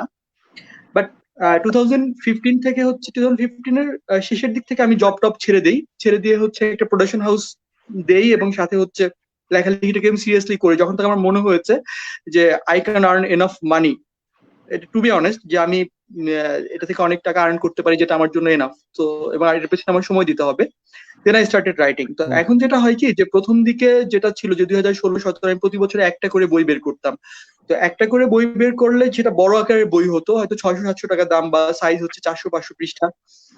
এখন যেটা হয়েছে যে যেটা হয় যে ধরেন মোনালিসা আপু যখন প্রথমে নাটক করেছেন, হয়তো একটা নাটক করেছেন, দুইটা নাটক করেছেন, কিন্তু যখন উনি অনেক পপুলার হয়ে গেলেন তখন ওনার কাজের পরিধি অনেক বেশি বিস্তৃত হতে শুরু করলো। প্রচুর ডিরেক্টর ওনাকে নক করা শুরু করলেন, নানান ধরনের এজেন্সি ওনাকে নক করা শুরু করলেন। আমার ক্ষেত্রে আসলে সেই ঘটনাটা ঘটেছে 2017 সালের পর থেকে। প্রচুর প্রকাশনী হচ্ছে নক করা শুরু করলো, নানান ধরনের অফার দেয়া, হ্যাঁ অ্যাডভান্স এত টাকা দিচ্ছি আপনি আমাকে একটা বই দেন, মানে এই ধরনের ব্যাপারগুলো। তো যেটা হচ্ছে যে আমি একটু সতর্ক এই কারণে আমার কাছে মনে হয় কি যে মানে একটা জায়গা তৈরি করা যত কঠিন, সেই জায়গাটাকে ধরে রাখা আসলে তার চেয়ে বেশি কঠিন। সো আমাকে আসলে খুব সতর্কভাবে পা ফেলতে হবে। সো ওই জায়গা থেকে চিন্তা করে আমি ভাবলাম যে আমার একটা বড় পাঠক তৈরি হয়েছে, বা এই মুহূর্তে বলা হয় যে বাংলাদেশে আমি সবচেয়ে জনপ্রিয় লেখক বা বাংলা ভাষায় সবচেয়ে জনপ্রিয় লেখক এরকম বলা হয়, কিন্তু আসলেই সবচেয়ে জনপ্রিয় হওয়ার জন্য যে পরিমাণ পাঠক তৈরি হওয়া দরকার সে পরিমাণ পাঠক কি আমার তৈরি হয়েছে? কারণ আমার কিন্তু একটা সময় ধারণা ছিল যে বাংলাদেশে একজন লেখকের মনে হয় লক্ষ লক্ষ কপি বই বিক্রি হয়। হ্যাঁ, কারণ আমরা কিন্তু বাংলা ভাষাভাষী মানুষ ধরেন গ্লোবালি যদি ধরি প্রায় 35 বা 40 কোটি, মানে গ্লোবালি কলকাতা থেকে শুরু করে সব মিলিয়ে। তো ধরেন এই 35 কোটি বা 40 কোটি মানুষের মধ্যে যদি 1% না 0.5% পাঠক আপনার বই পড়ে, বা 0.5% অডিয়েন্স আপনার ভিজুয়াল কন্টেন্ট দেখে, আপনি চিন্তা করেন তাহলে 20 লক্ষ মানুষের দেখতে হবে, রাইট? বা 20 লক্ষ মানুষের আপনার বই পড়তে হবে। কিন্তু সেখানে আমার বই তো এর মানে 100 ভাগের 1 ভাগও বিক্রি হচ্ছে না, তারপর আমাকে বলা হচ্ছে আমি সবচেয়ে জনপ্রিয় লেখক। তার মানে বাংলাদেশের বুক ইন্ডাস্ট্রির মানে প্রকৃত অবস্থাটা আসলে কি সেটা আমি উপলব্ধি করতে পারলাম। এবং তখন আমার একটা স্বপ্ন তৈরি হচ্ছে যে আমি আমার লেখালেখিটা আসলে ছড়িয়ে দিতে চাই ওভার দ্য বাউন্ডারি। কারণ একটা সময় পর্যন্ত আপনি হয়তো খেয়াল করবেন যে কলকাতায় যারা ছিলেন, সমরেশ মজুমদার, শীর্ষেন্দু মুখোপাধ্যায়, সুনীল গঙ্গোপাধ্যায়, আমরা কিন্তু তাদের বই পড়ে বড় হয়েছি। কারণ কলকাতার এই বিখ্যাত লেখকদের বই কিন্তু আমাদের নীলক্ষেতে, ফুটপাতে, এখানে সেখানে পাইরেটেড কপি এবং তুমুল জনপ্রিয় ছিল। কিন্তু আমাদের দেশের সেই অর্থে সাদ ভাই, আমি একটা অ্যাড করতে চাই যে না, আমাদের যখন একটা সময় ইন্ডিয়ান যে রাইটারদের আধিপত্য ছিল, বইমেলা মানেই ইন্ডিয়ান রাইটার, মানে এখানে আর কেউ ছিল না, তখন কিন্তু হুমায়ুন আহমেদ এমন ভাবে ঢুকিয়েছিলেন যে তার মাধ্যমে একটা বিপ্লব এসেছিল।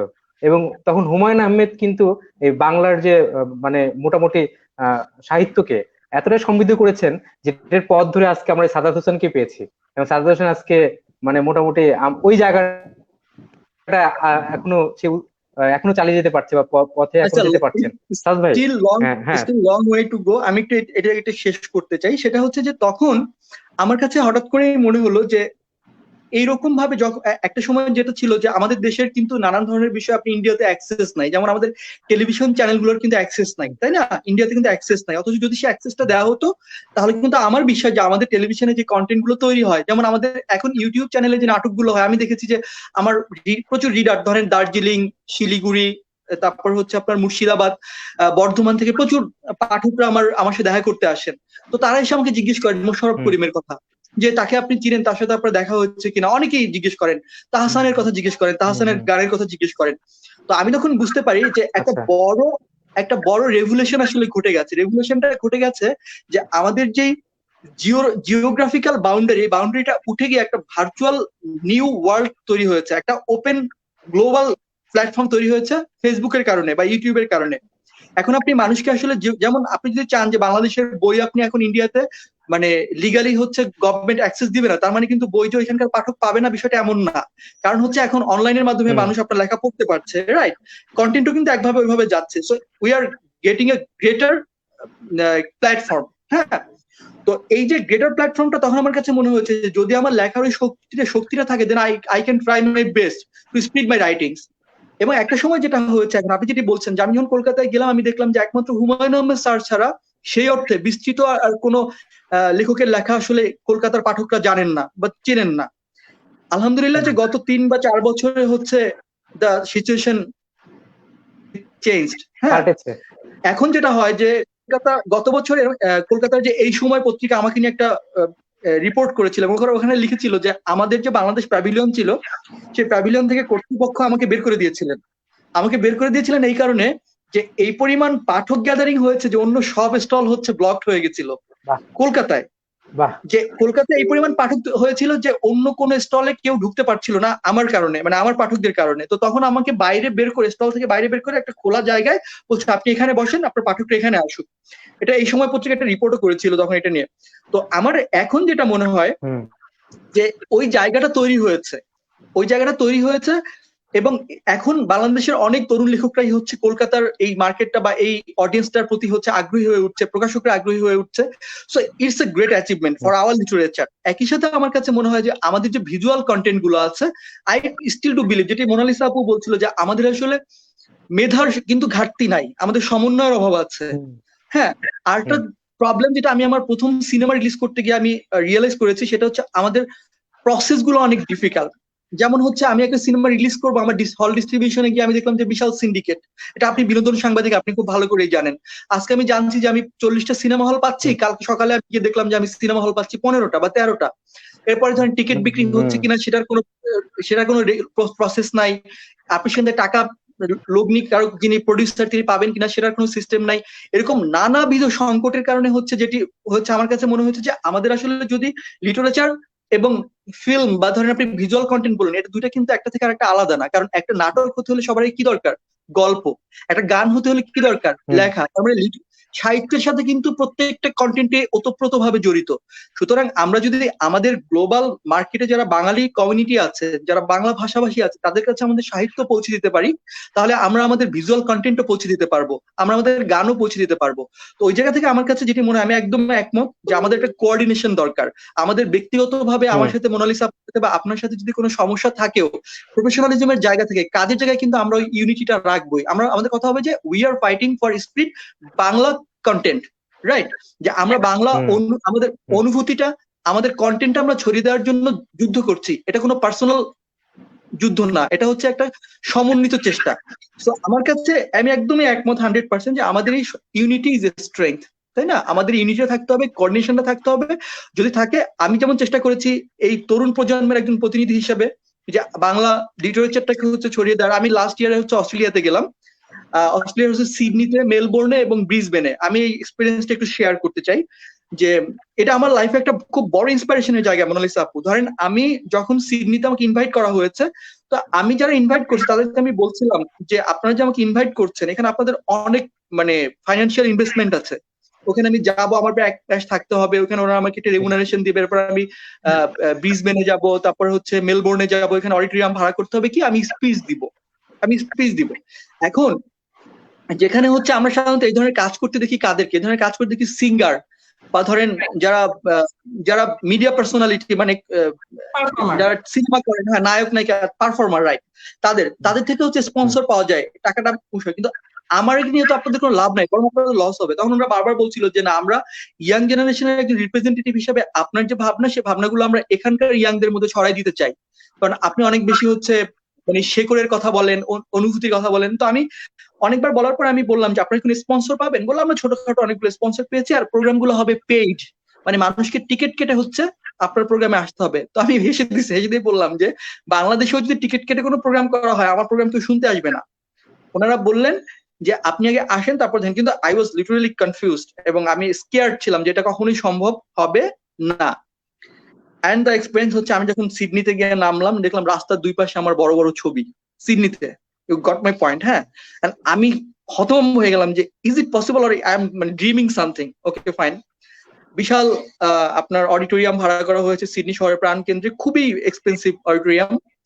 সেখানে যেদিন আমি প্রোগ্রাম করলাম 300 সিট, পুরো হল বুকড, এবং 9 দিন আগে হচ্ছে টিকিট সোল্ড আউট। ঠিক আছে, আমি আমার প্রোগ্রাম হওয়ার কথা ছিল রাত 11টা পর্যন্ত। সেই প্রোগ্রাম মানে অথরিটিকে অনুরোধ করে 12টা পর্যন্ত এক্সটেন্ড করতে হয়েছে, কারণ দর্শক খেপে যাচ্ছিল যে আমার গল্প শেষ হয়নি, তারা না শুনে যাবে না।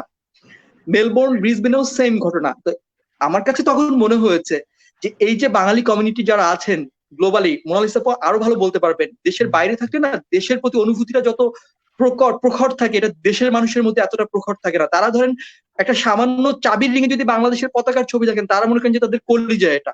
হ্যাঁ, সো এইখানে আমার কাছে মনে হচ্ছে যে গ্লোবালি শুধুমাত্র বাংলাদেশি না, বাংলা ভাষাভাষী মানুষের মধ্যে আমাদের সিনেমা, আমাদের নাটক, আমাদের সাহিত্য, আমাদের গান ছড়িয়ে দেওয়ার জন্য আমাদের সমন্বিতভাবে কাজ করতে হবে। যদি এটি আমরা করতে পারি তাহলে আমাদের আফসোস করতে হবে না যে প্রত্যেক বছর সিনেমা রিলিজ হয়, এটা থেকে টাকা উঠতেছে না, সুতরাং সিনেমা ইন্ডাস্ট্রি ধ্বংস হয়ে যাচ্ছে, ভালো নাটক নির্মিত হচ্ছে না, নাটকে বাজেট নাই, হ্যাঁ, সুতরাং খারাপ নাটক হচ্ছে। আমার কাছে মনে হয় যদি আমাদের সমন্বিত প্রচেষ্টা থাকে, আমাদের অডিয়েন্সের অভাব নেই, আমাদের জন্য বিশাল একটা ক্ষেত্র প্রস্তুত, কিন্তু সেই ক্ষেত্রের জন্য প্রপার ওয়েতে প্রপার ফার্মার্স দরকার, ফার্মার্সদের মধ্যে ইউনিটি দরকার, then everything will be alright.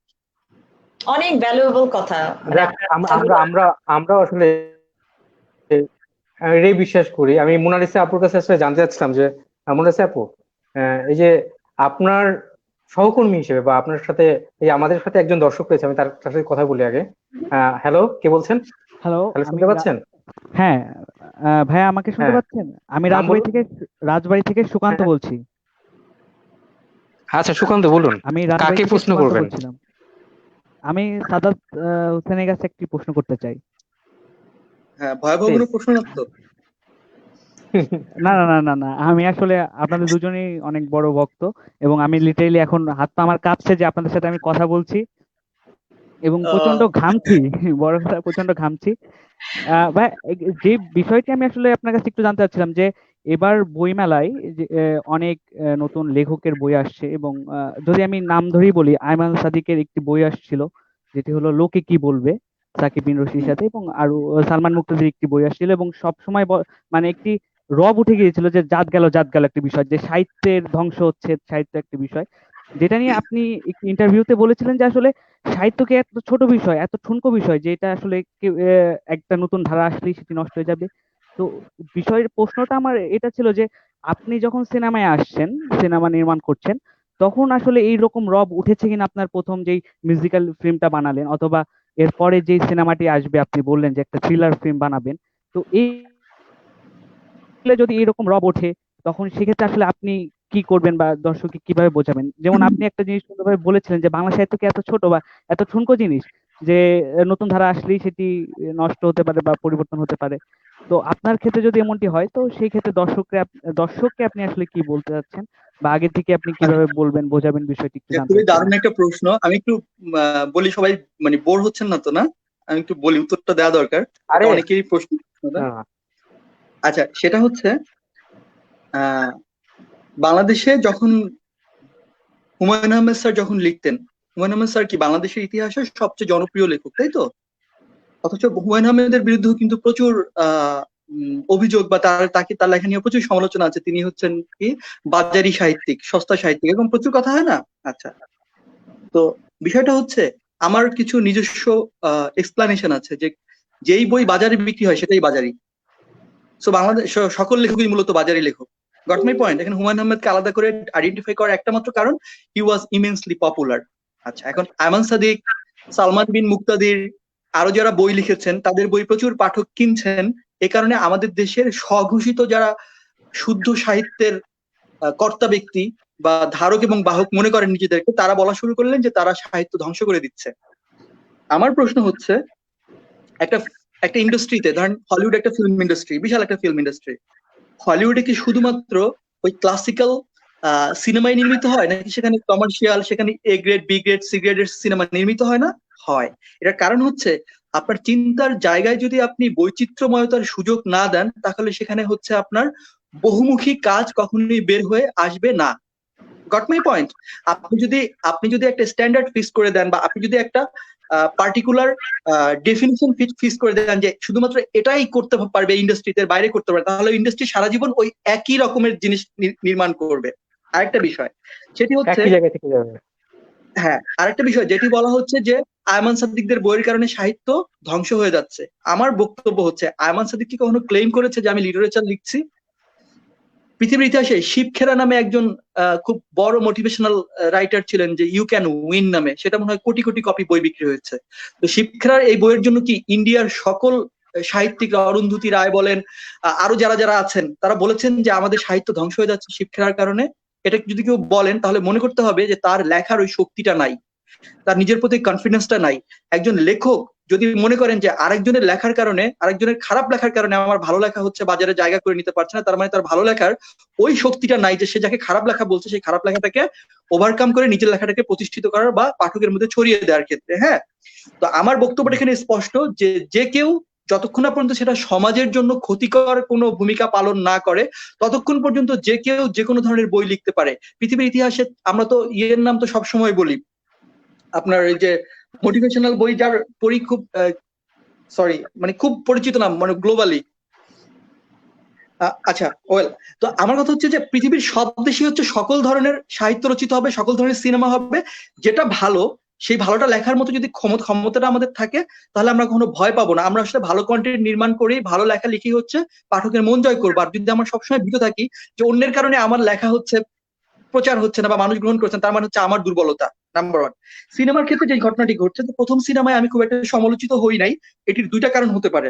একটা হচ্ছে আমি খুবই ভালো সিনেমা বানাইছি, আরেকটা অন্য কারণ। প্রথম কথা হচ্ছে আমি খুবই ভালো সিনেমা বানাই নাই। হ্যাঁ, আমি খুবই ভালো সিনেমা বানাই নাই, সুতরাং ওই কারণে আমার সমালোচনা হয় নাই তা না। সমালোচনা হয় না এই কারণে যে এই সিনেমাটা আসলে সেই অর্থে যে পরিমাণ মানুষের দেখার কথা ছিল সেই পরিমাণ মানুষ দেখেন নাই। যদি সেই পরিমাণ মানুষ দেখতেন তাহলে হয়তো সিনেমাটা নিয়ে অনেক আলোচনা হতো। প্রথমত এটি একটা ডিফারেন্ট ধারণা ছিল যে musical film, so musical film সম্পর্কে আমাদের দেশের মানুষের খুব একটা মানে কমিউনিকেশন বা কমিউনিকেটিভ ধারণা নাই, যার ফলে হয়তো এই সিনেমাটা নিয়ে আসলে সেই অর্থে খুব একটা আলোচনা তৈরি হয়নি। কিন্তু ভবিষ্যতে যদি কখনো আমার সিনেমা নিয়ে বা আমি সিনেমায় আসার কারণে আমার সিনেমা নিয়ে অনেক ধরনের শোরগোল তৈরি হয়, তাহলে আমি বুঝবো যে আমি আসলে কিছু একটা করতে পেরেছি। প্রথম সিনেমা দিয়ে আমার এখনো পর্যন্ত মনে হচ্ছে আমি খুব একটা বেশি কিছু করতে পারিনি, কিন্তু যদি সামনের সিনেমা নিয়ে কাজ করতে গিয়ে আমি দেখি যে অনেক শোরগোল হচ্ছে, অনেক সমালোচনা হচ্ছে, ঠিক ওই মুহূর্তে আমি মনে করব যে আমি কিছু একটা করতে পেরেছি। ছোট্ট একটা গল্প দিয়ে আমি আমার এই যাক, বক্তব্যটা শেষ আশা করি। করি। সেটা হচ্ছে এক আচ্ছা, ছোট্ট একটা গল্প। সেটা হচ্ছে কি, আমি লেখালেখি করতে গিয়ে আমার ওই মোনালিসা আপু বলছিলেন খানিক আগে যে খুব আক্ষেপ করছিলেন যে আমাদের দেশে হচ্ছে আমরা আমাদের নিজেদের আহ মানুষগুলোর প্রশংসা করতে পারি না, অ্যাপ্রিসিয়েট করতে পারি না। ঠিক আছে, এটা নিয়ে আমি আর এখন আক্ষেপ করি না, কেন আমি এটা মেনে নিয়েছি। আমি যখন লেখালেখি শুরু করলাম প্রথম দিকে, তখন কিন্তু কেউ আমার লেখালেখি খারাপ বা ভালো সেটা নিয়ে কোনো কথা বলেন না। যেই মুহূর্তে আমার লেখা প্রচুর মানুষ গ্রহণ করা শুরু করলো, চারপাশে আসলো সাদ হোসেন বাংলা সাহিত্য ধ্বংস করে দিচ্ছে, সাদ হোসেন বাজারি লেখক, সস্তা লেখক, নানান কিছু হচ্ছে। প্রথম প্রথম এরকমও হয়েছে আমি অনলাইনে বুলিং এর শিকার হয়ে রাতে একা একা কান্নাকাটি করতাম। আর এখন আমি ঘুম থেকে ওঠার পর যদি দেখি যে আমাকে নিয়ে ফেসবুকে 10টা খারাপ মানে সমালোচনা করার মতো স্ট্যাটাস না দেওয়া হয় নাই, তখন আমার মধ্যে একটা অস্থিরতা লাগে। আচ্ছা কেন, কি ঘটনা আজকে, কেন আমাকে নিয়ে কেউ দুইটা বাজে স্ট্যাটাস, দুইটা গালি দেয় নাই? তার মানে নিশ্চয়ই সামথিং রং। হ্যাঁ, আমার মা একটা কথা বলতেন যে আমার মা হচ্ছে ওই যে সিলভারের হাঁড়িতে রান্না করেন, তো ওই সিলভারের হাঁড়ির উপরে ঢাকনা তো খুব গরম থাকে, ওটা ধরার জন্য ন্যাকড়া দিয়ে বা একটা কিছু দিয়ে ধরতে হয়। তো আমি ওটা দিয়ে ধরার পরে মনে হয় হাতে ছ্যাঁকা লাগছে, কিন্তু আমার মা দেখি খালি হাতে ওই ঢাকনাটা ধরে ফেলেন। তো আমি একদিন খুব অবাক হয়ে আমার মাকে বললাম যে আচ্ছা আমি এটা একটা কাপড় দিয়েও ধরতে পারি না, তুমি খালি হাতে কিভাবে ধরো, তোমার ব্যথা লাগে না? তো আম্মা বললেন যে আমি এটা গত 2 বছর ধরে ধরছি, ধরতে ধরতে আমার হাতের সংবেদনশীলতা আসলে চলে গেছে, তো এটা এখন আর আমাকে ব্যথা দেয় না। তো আমার অবস্থা হয়েছে এটা যে অনলাইনে এখন আমাকে যতকে যাই বলুক না কেন, সেটা আমার মধ্যে কোনো ধরনের অনুভূতি তৈরি করে না। Number one. নাম্বার টু হচ্ছে একটা ব্যাং তার পেছনের পাটা খুব থ্যাতলানো, মানে হাউ আই ইন্সপায়ার মাইসেলফ। হ্যাঁ, তো ব্যাংকটার হচ্ছে পেছনের পাটা থ্যাতলানো, তো সে অনেক চেষ্টা করছে একটা গাছের ডালে ওঠার জন্য। তো যেই ব্যাংকটা হাঁটতে পারে না, ল্যাংরা, সে কি করে একটা গাছের ডালে লাফ দিয়ে উঠবে? তো তার চারপাশে যে অন্যান্য ব্যাংকরা তারা চিৎকার চেঁচামেচি করছিল। তো ব্যাংকটা অনেক চেষ্টা করার পর একটা সময় হচ্ছে সে লাফিয়ে গাছের ডালে উঠতে পেরেছে। তখন বানরটা গাছ থেকে নেমে এসে বললো যে তুমি অসাধ্যটা কিভাবে সাধন করলা? তখন সে বলল তুমি তো হাঁটতেই পারো না, তুমি ভাবে গাছের ডালে উঠলো? তখন সে বলল যে আমি যখন চেষ্টা করছিলাম তখন আমার চারপাশে অসংখ্য বন্ধু, আমার আত্মীয়, রিলেটিভ, তারা হচ্ছে আমাকে চিৎকার করে আমাকে ইন্সপায়ার করছিল, তাদের ইন্সপায়ারেশনটা আমাকে এখানে উঠতে সাহায্য করেছে। তখন বানরটা এসে দিয়ে বললো যে আরে বোকা, ওরা আচ্ছা, তোমাকে ইন্সপায়ার করছিল না। বললো মানে? ওরা তোমাকে নিয়ে হাসি ঠাট্টা করছিল, তামাশা করছিল, যে হাঁটতেই পারে না এবার হচ্ছে লাফ দিয়ে গাছে উঠবে। তখন ওই ব্যাংকটা বললো ও আচ্ছা, আমি তো কানে কম শুনি, আমি তাদের চিৎকার দেখে ভাবছি কি ওরা আমাকে ইন্সপায়ার করছে। হ্যাঁ, আমি আমি ভাবছি আচ্ছা, ওরা আমাকে যাক, ইন্সপায়ার খুব ভালো। করছে। সো বাংলাদেশে হচ্ছে আপনাকে যদি ভালো কিছু করতে হয় এই সমালোচনাগুলোকে ইন্সপায়ারেশন হিসেবে নিতে হবে, কানে কম শুনতে হবে। Goat my point? ওকে, ওকে, আমরা আমরা অবশ্যই আর আপনার আর কিছু কমেন্টস করেছে অনেকে যে এখানে মোনালিসা আপুকে এবং সিলেট থেকে মোনালিসা আপুকে সাদাত ভাইকে আমন্ত্রণ জানিয়েছে। এখানে জান্নাতুল নাইম, তারপরে এখানে যার কথা আপনি মনে করছিলেন sir, Dale Carnegie. Dale Carnegie Dale একটা কার্নেগি, রাইট, দর্শক ডেল কার্নেগি, বলে দিয়েছে, ডেল ডেল কার্নেগি। কার্নেগি। হ্যাঁ, হ্যাঁ, হ্যাঁ, ডেল কার্নেগি বলেছে। এবং আরো অনেকেই দেখছে আসলে। আমি মোনালিসার কাছে যেতে চাচ্ছি। সজল ইমন এবং মাহফুজ ভাইয়ের সাথে একটা বিজ্ঞাপন করেছেন, সজল ইমনের সাথে অনেক কাজ করেছেন। এখন এই দুজনের সাথে কাজ করার অভিজ্ঞতা জানতে যাচ্ছে। তার আগে যদি মনে হয় একটা নাটকে সজল বা ইমন যে কোনো একজনকে নেওয়ার একটা অপশন দেওয়া হবে, কাকে নেবেন, কার সাথে অভিনয় করবেন? দুজনে আমার খুব কাছের বন্ধু, সো আমার কোনো সমস্যা নেই, যে হ্যাঁ, কোনো একজন হলেই আমি কমফোর্টেবল। সো আমি কাকে নিব সেটা তো আমি কখনোই চুজ করি না, রাইট? এটা ডিরেক্টরের উপর। বাট আমার সবার সাথে কাজ করতে কোনো সমস্যা নেই। সো দুজনে আমার খুব কাছের, সো আমি কাজ করব যে সাথে, মানে যার সাথে হোক। এখন কি যোগাযোগ হয় কারোর সাথে, মানে এখন কার কার সাথে যোগাযোগ হয়, মিডিয়ার সবাই মানে যোগাযোগ শোবিজের হয়, কম কাদের কাদের বেশি সাথে সবার যোগাযোগ? সাথে আমার যোগাযোগ হয়। আজ এখন তো আপনি মনে হয়, আপনি যেহেতু নিউ ইয়র্কে রয়েছেন, ক্লাসও করছেন, এবং নিউ ইয়র্কে মোটামুটি আগে সিচুয়েশনটা ছিল অন্যরকম, একটু কঠিন পরিস্থিতি ছিল। এখন সিচুয়েশনটা কেমন, মানে এই অবস্থাটা কেমন, একটু বলবেন কি? সিচুয়েশন এখন হচ্ছে আগের থেকে নিউ ইয়র্ক সিটি একটু কন্ট্রোলে, বাট অন্যান্য সিটিগুলোতে একেবারে বেড়ে যাচ্ছে। এটাই আসলে আমাদের অনেক বেশি ভয়ের কারণ হয়ে দাঁড়িয়েছে এখন। সো আমরা আবার অনেক খুব ভয় পাচ্ছি যে জিনিসটা আবার আমাদের এখানে বেড়ে যাবে কিনা।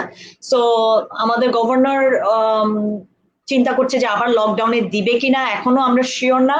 বাট পরিস্থিতি আরো বেশি খারাপ হয়ে গেলে হয়তো আমরা আবার, এখন লকডাউনেই আছি, বাট এমন হচ্ছে যে আমরা বের হতে পারছি। প্লাস হচ্ছে কিছু মল, কিছু রেস্টুরেন্ট সবকিছু মানে খুলেছে, বাট খুব কম সংখ্যক ভাবে। এবং মানুষজন যাতায়াত করছে, নর্মাল লাইফ লিড করছে, বাট খুব রেস্ট্রিকশনের মাধ্যমে, সচেতন ভাবে যতটুকু পারা যায় সেভাবে করছে। আগে তো আমরা দম ফেলতে পারতাম না, মানে দম মনে হতো যে দম ফেললেও মনে আছে আমরা মানে আক্রান্ত হয়ে যাচ্ছি, এরকম একটা অবস্থা। সো এখন একটু কন্ট্রোলের নিউ ইয়র্ক সিটি, বাট আমি জানি না কখন কি আবার কি হয়ে যায়। ভয়ের মধ্যে সবসময় একটা আতঙ্ক তো থাকেই মনের মধ্যে, সবার আচ্ছা, মধ্যে। হ্যাঁ। সো কিছু করার নাই তারপর আসলে। যেহেতু একাই তো নাকি, একাই হ্যাঁ, তো। তার জন্যই বেশি, আরো বেশি আচ্ছা, আমার ভয় লাগে বেশি। আমরা আছি, ফেসবুক বাসী আছে, আমরা আছি, সবাই আছি, ভয় পাওয়ার কোনো কারণ নেই। ঠিক আছে, দরকার হলে যে লাইভ করে দেবো, ছিল আবার তুমি আমাকে দরকার হলে ফেসবুকে কথা হবে। হ্যাঁ, পান্ত, থ্যাংক ইউ সো ঠিক মাচ। তুমি আছে, আমার ওই টাইমটায়, আসলে তুমি না, শুধু আমার যারা কাছের মানুষগুলো, মিডিয়ার যারা আছে, সাংবাদিক যারা আছে, যারা আমার সাথে আমাকে জানে, আমাকে পার্সোনালি আমাকে চিনে জানে এবং আমাকে আসলে কেয়ার করে, তারা আমার খোঁজ খবর নিয়েছে। আমি তাদের কাছে, সবার কাছে কৃতজ্ঞ। Thank you so much. আমি একটু আমি একটু মোনালিসা আপুর কাছে জানতে চাচ্ছি যে বর্তমান আসলে আপনি কি কি নিয়ে ব্যস্ত, মানে এখন মানে আসলে ব্যস্ততা কি নিয়ে? কারণ এর আগে আপনি একটা টাইম টিভিতে হেড অফ প্রোগ্রাম হিসেবে ছিলেন। এখন আসলে কি কি করছেন? হ্যাঁ, এখন কি কি করছেন টাইম টেলিভিশনের পর মানে? থেকে আমি বিউটি অ্যাডভাইজার হিসেবে করছি, করছি বড় বড় কোম্পানিগুলোতে, ব্র্যান্ডের, কসমেটিক্স ব্র্যান্ডের। সো আমি এখন একটা শিশাডো কোম্পানি, জাপানিজ ব্র্যান্ড, ওটার বিউটি অ্যাডভাইজার হিসেবে আছি। প্লাস হচ্ছে এখন লকডাউনে যেহেতু আমাদের কাজ টাজ সবকিছু বন্ধ, তো এখন আমি যেটা করছি যে আমি অনলাইনে কোর্স করা শুরু করছি, আইটি ইঞ্জিনিয়ারিং আচ্ছা, কোর্স, সফটওয়্যার ইঞ্জিনিয়ারিং কোর্স। আচ্ছা, I am not sure like আমি কতদূর যেতে পারবো, আমার চেষ্টা আছে, দেখি কি করা যায়। নতুন কিছু শেখার অন্যরকম ফিলিংস, কতটুকু পারবো জানি না, বাট শেখার চেষ্টাটা আছে সব সময়। তার মধ্যে আরেকটা হচ্ছে যে রান্না বান্না শিখে ফেলেছি একটু একটু। আগে আমি রান্না বান্না করতে হুম। পারতাম না সেরকম। তারপরে এটা হচ্ছে সাদাত ভাই তো পারে, সাদাত ভাই তো বাসায় বসে বসে করছে, এটা নতুন কিছু না, সাদাত ভাই পারে। সাদাত ভাই এখন বাসায় কিন্তু আসলে এটা, লকডাউনে অনেক কিছু শিখে গেছে মোটামুটি। তুমি যখন একা থাকবা এবং তুমি, মানে আগে যেটা অপশন থাকতো, রেস্টুরেন্ট গুলো অপশন থাকতো, মজার মজার খাওয়া তুমি অর্ডার দিচ্ছ, খাচ্ছ। কোনো, যেহেতু একা মানুষ আমার, রাইট, আমার কোনো হুম, মানে কেউ নাই, আমি কার জন্য রান্না করব, বা কেউ একসাথে খেতে বসলে কিন্তু ওটা অন্য রকমের মজা, রাইট? বাট একা তুমি খেতে বসবে, তোমার কোনো রুচি থাকবে না, তোমার খাওয়ার কোনো ফিল থাকবে না যে ও আচ্ছা আমি এটা খেতে পারবো বা খাবো, মানে ওই আগ্রহটা থাকে না। তো বাট এখন যেটা হচ্ছে, মানে মানে যেটা হয় যে কোনো অপশন নাই আমার, আমাকে রান্না করতেই হবে, আমাকে নিজেরটা নিজেই খেতে হবে, সবকিছু আমার টেক কেয়ার আমাকেই করতে হবে। তো এখন এই লকডাউনে এটাই করছে, যেটা হয়েছে যে সবকিছু এখন সিস্টেম ওয়েতে আমার লাইফটা হয়ে গেছে। সিস্টেমেটিকলি আমি কাজ করার করি, নামাজের টাইম নামাজ, খাওয়ার টাইম খাওয়া, পড়ার টাইম পড়া, ঘুমানোর টাইম ঘুমানো, আর ফোনে কথা বলার টাইম তো ফোনে কথা বলা। এই ভালোই আছে আলহামদুলিল্লাহ, আমি অনেক সামনে কি আবার বাংলাদেশে কি আসা হবে? সামনে বাংলাদেশে আসা হবে বা নাটকে কাজ করা হবে? সেটাই আমি আসতে চেয়েছিলাম যে ঈদের টাইমটায় অনেক ডিরেক্টরের সাথে কথা হয়েছিল কাজ করার ব্যাপারে। ইভেন আমি জানি না এখনো আমার এইখানে কাজ হওয়ার কথা ঈদের জন্য, বাট এটা সারপ্রাইজ, এটা আমি এখন বলবো না, কারণ দর্শকদের বলে ফেললে মজা নষ্ট। তো সামনে হয়তো বা কিছু সারপ্রাইজ আছে। আচ্ছা, জাকারিয়া ভাই সাদাত ভাইকে শুভকামনা জানিয়েছে, আমাদের একটা পথ নির্দেশনা দিয়েছে। জাকারিয়া ভাইকে কামরুল ইসলাম, লুৎফা, ইভেন নিনা বলেছে যত সংখ্যক লোক সমালোচনা করবে ততজনই লেখাটি পড়ে এটা বুঝতে হবে, ততজন লেখাটা পড়া এটা এটা বুঝতে হবে, এটা লিখেছে লুৎফা, ইভেন নিনা। সাদাত ভাইয়ের সাথে একমত পোষণ করেছে। জান্নাতুল নাইম লিখেছে, সাদাত ভাই আপনার লেখনী খুবই চমৎকার। সাদাত ভাই আসলে অনেক ফ্যান। আসলে লেখক হিসেবে এর থেকে বড় প্রাপ্তি আসলে কি হতে পারে? আসলে আমি লেখক হতে চাই পরবর্তীতে। অভিনেত্রী তো হতে পারবো না, মোনালিসা হতে পারবো না, কারণ আমি তো অভিনেতা হতে পারবো। অভিনেত্রী হতে পারবো না, আমি সাদাত হোসেন হতে চাই। কিন্তু যে ফেস অ্যাপ দিয়ে মেয়ে হওয়া যায় ভাই, মোরাসাদুর রহমান আলামী লিখেছে, শুনছি আমি দেখছি। হ্যাঁ হ্যাঁ। আচ্ছা, মোনালিসা আপু, আপনি কি ফিল্ম কি করা হবে? ফিল্ম যদি পৃথিবী আবার শান্ত হয় বা পরিস্থিতি আবার যদি আমি আমি আমি আমি আবার অফার যদি আমাদের আয়ত্তে আসে, করবে, আমি অফার করলে হ্যাঁ হ্যাঁ হ্যাঁ ফিল্ম, হ্যাঁ প্লিজ প্লিজ, এইখানে এইখানে এইখানে আমরা এখানে একটু চাই, যেহেতু এটা একটা সাক্ষী, সাক্ষী থাকুক, দর্শক সাক্ষী থাকুক আসলে ফিল্ম জিনিসটা এখানে। আমার কাছে অনেক বিশাল বিশাল বড় জিনিস। ফিল্মে আমি অনেক সুযোগ পেয়েছি, মানে অফার পেয়েছিলাম কাজ করার জন্য। তখন আসলে আমার চিন্তাধারা ওভাবে মনে হয় না যে আমি ফিল্মে কাজ করব বা আমার করা উচিত, বা একটা আছে না মানসিকতার দিক থেকে যে আমি কাজ করতে পারবো বা আমার সাথে ব্যাটে বলে মিলবে, সেরকম কখনোই আমার মনে হয়নি যে আমি সুইটেবল আমার ওই কাজের মাধ্যমে, কাজের সাথে। বাট এখন পরিস্থিতি, এখন সিচুয়েশন অনেক চেঞ্জ, ডিফারেন্ট টাইপের কাজ হয়। আমি ইন্টারেস্টেড আসলে, সত্যি কথা বলতে, ভালো যদি এরকম আমার সাথে মিলে যায় আমার চিন্তাধারার সাথে, অবভিয়াসলি আমি কেন করবো না। ফিল্ম হচ্ছে অনেক বড় একটা মাধ্যম, মানুষের রেসপন্স, মানুষের আরো কাছে কাছে নিয়ে যাওয়া, আর এটা কাজ করতে পারলে অবশ্যই আমার নিজের ভালো লাগবে। সো দেখি কি বলা যাক, যায়। আজকে তো একটা তো অফার, যেহেতু সাদাত হোসেনের কাছ থেকে একটা অফার, আর এখানে লাইভ শো অনেকে দেখছে, অনেক ডিরেক্টর দেখছে, অনেক ফিল্ম মেকার দেখছে, তারা হয়তো যোগাযোগ করবে সামনে। এটা একটা প্রমোশনাল, যে এখান থেকে আসলে ঘোষণাটা আসলো যে ফিল্মে আসলে করতে চায়। আচ্ছা, মোনালিসার পারফরমেন্স অনেক সুন্দর লিখেছেন হাফিজুর রহমান। মোনালিসা, তারপর এখানে সাদাত ভাইয়া কি অসাধারণ আলোচনা করেন, মাহবুব বিন মানসুর লিখেছেন। এখানে আসলে অনেক কমেন্টস আমাদের যেখানে স্ক্রিনে আসতেছে, আমি এইগুলোই পড়ছি, কারণ অনেক কমেন্টস করছে যেগুলো আমি পড়তে পারছি না, এত কমেন্টস করেছে আসলে। আজকে অনেক দর্শক। আর আমি সাদাত ভাইয়ের কাছে আসতে চাই। সাদাত ভাই, এই যে আহ, আসলে আপনি এখন এই প্যান্ডেমিক সিচুয়েশনে আপনার আসলে পরিকল্পনা কি নিয়ে? মানে আপনি তো বই লিখছেন, অর্ধবিত্ত তো অন্য বিষয়গুলো মোটামুটি কাজ শেষ হয়ে গেছে মোটামুটি, অন্য অন্য আর কি কি চিন্তা ভাবনা রয়েছে? আচ্ছা, সেটা হচ্ছে যে মানে আমার হাতে অনেকগুলো কাজ ছিল। আমি এমনিতে একটু ঘর কোনো ব্যাংক টাইপের মানুষ, খুব একটা বাসা থেকে বের হই না। দ্যাটস ওয়াই হচ্ছে আমার জন্য খুব একটা ডিফিকাল্ট সিচুয়েশন ছিল না। একটা হচ্ছে যে করোনার শুরু হওয়ার সম্ভবত 1.5-2 মাস পরেই হচ্ছে ঈদ ছিল, আমাদের ঈদ উল ফিতর ছিল। তো বাংলাদেশের পত্রিকাগুলো যেগুলো, সবগুলোর কিছু ইয়া ছিল না, ওই যে আপনার ঈদ সংখ্যায় উপন্যাস লেখার একটা কমিটমেন্ট ছিল। হ্যাঁ প্রথম আলো তারপরে হ্যাঁ অন্যদিন, এরকম মানে ইয়া ছিল। তো যার ফলে আমি দুটো উপন্যাস তো লেখার কমিটমেন্ট দেওয়াই ছিল বছর খানেক আগে, ঈদ সংখ্যায় আসবে। তো প্রথম আলোর জন্য একটা উপন্যাস লিখেছিলাম, আর অন্য দিনের জন্য, কিন্তু যার ফলে পরবর্তীতে পরিস্থিতির কারণে ঈদ সংখ্যা বের হলো না।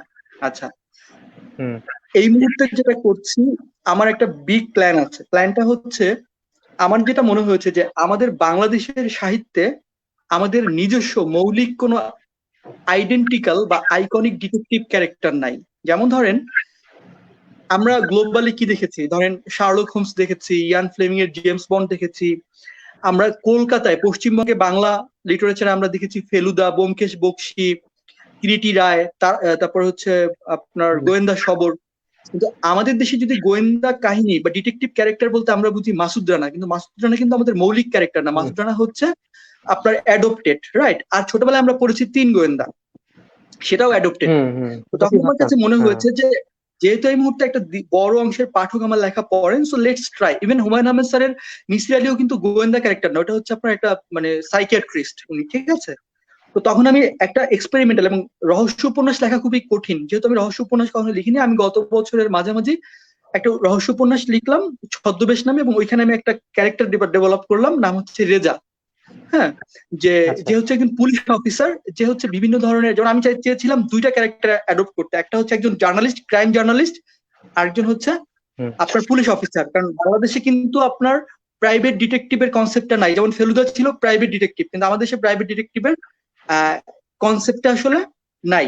তো তখন আমার কাছে মনে হয়েছে যে আমি একটা ক্রাইম রিপোর্টার অথবা একজন পুলিশ অফিসার করব, যে কিনা প্রত্যেকটা পর্বে একজন একজন করে হচ্ছে একটা একটা কেস সলভ করবে। দেন আমি শুরু করলাম, এবং ছদ্মবেশটা তুমুল পাঠক প্রিয়তা পেল, এবং পাঠক তখন বলছিল যে এই ক্যারেক্টারটা আমি যেন কন্টিনিউ করি।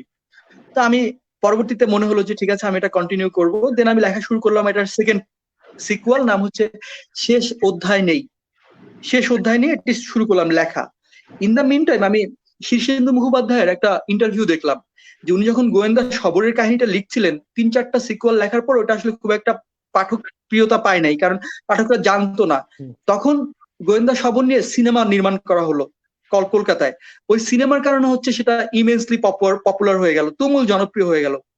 তখন আমার মাথায় ভাবনাটা আসলো যে আমি যদি এই রেজা সিরিজের প্রথম বইটা দিয়ে সিনেমা নির্মাণ করি, ওটা চিত্রনাট্য আমিই করব, তাহলে আসলে সেটা ইমেন্সলি পপুলার হওয়ার সম্ভাবনা আছে কিনা, বা পাঠকের কাছে পৌঁছে যাওয়ার সম্ভাবনা আছে কিনা দর্শকদের কাছে। কারণ যখন এটা সিনেমা হিসেবে পপুলার হয়ে যাবে, তখন বইটাও পপুলার হবে আর কি। এবং আমার বিশ্বাস যে বাংলাদেশে ডিটেকটিভ স্টোরি নিয়ে এই ধরনের সিনেমা হয় নাই, বাংলাদেশে কিন্তু গোয়েন্দা কাহিনী নিয়ে আসলে সিনেমা হয় নাই, ঠিক আছে?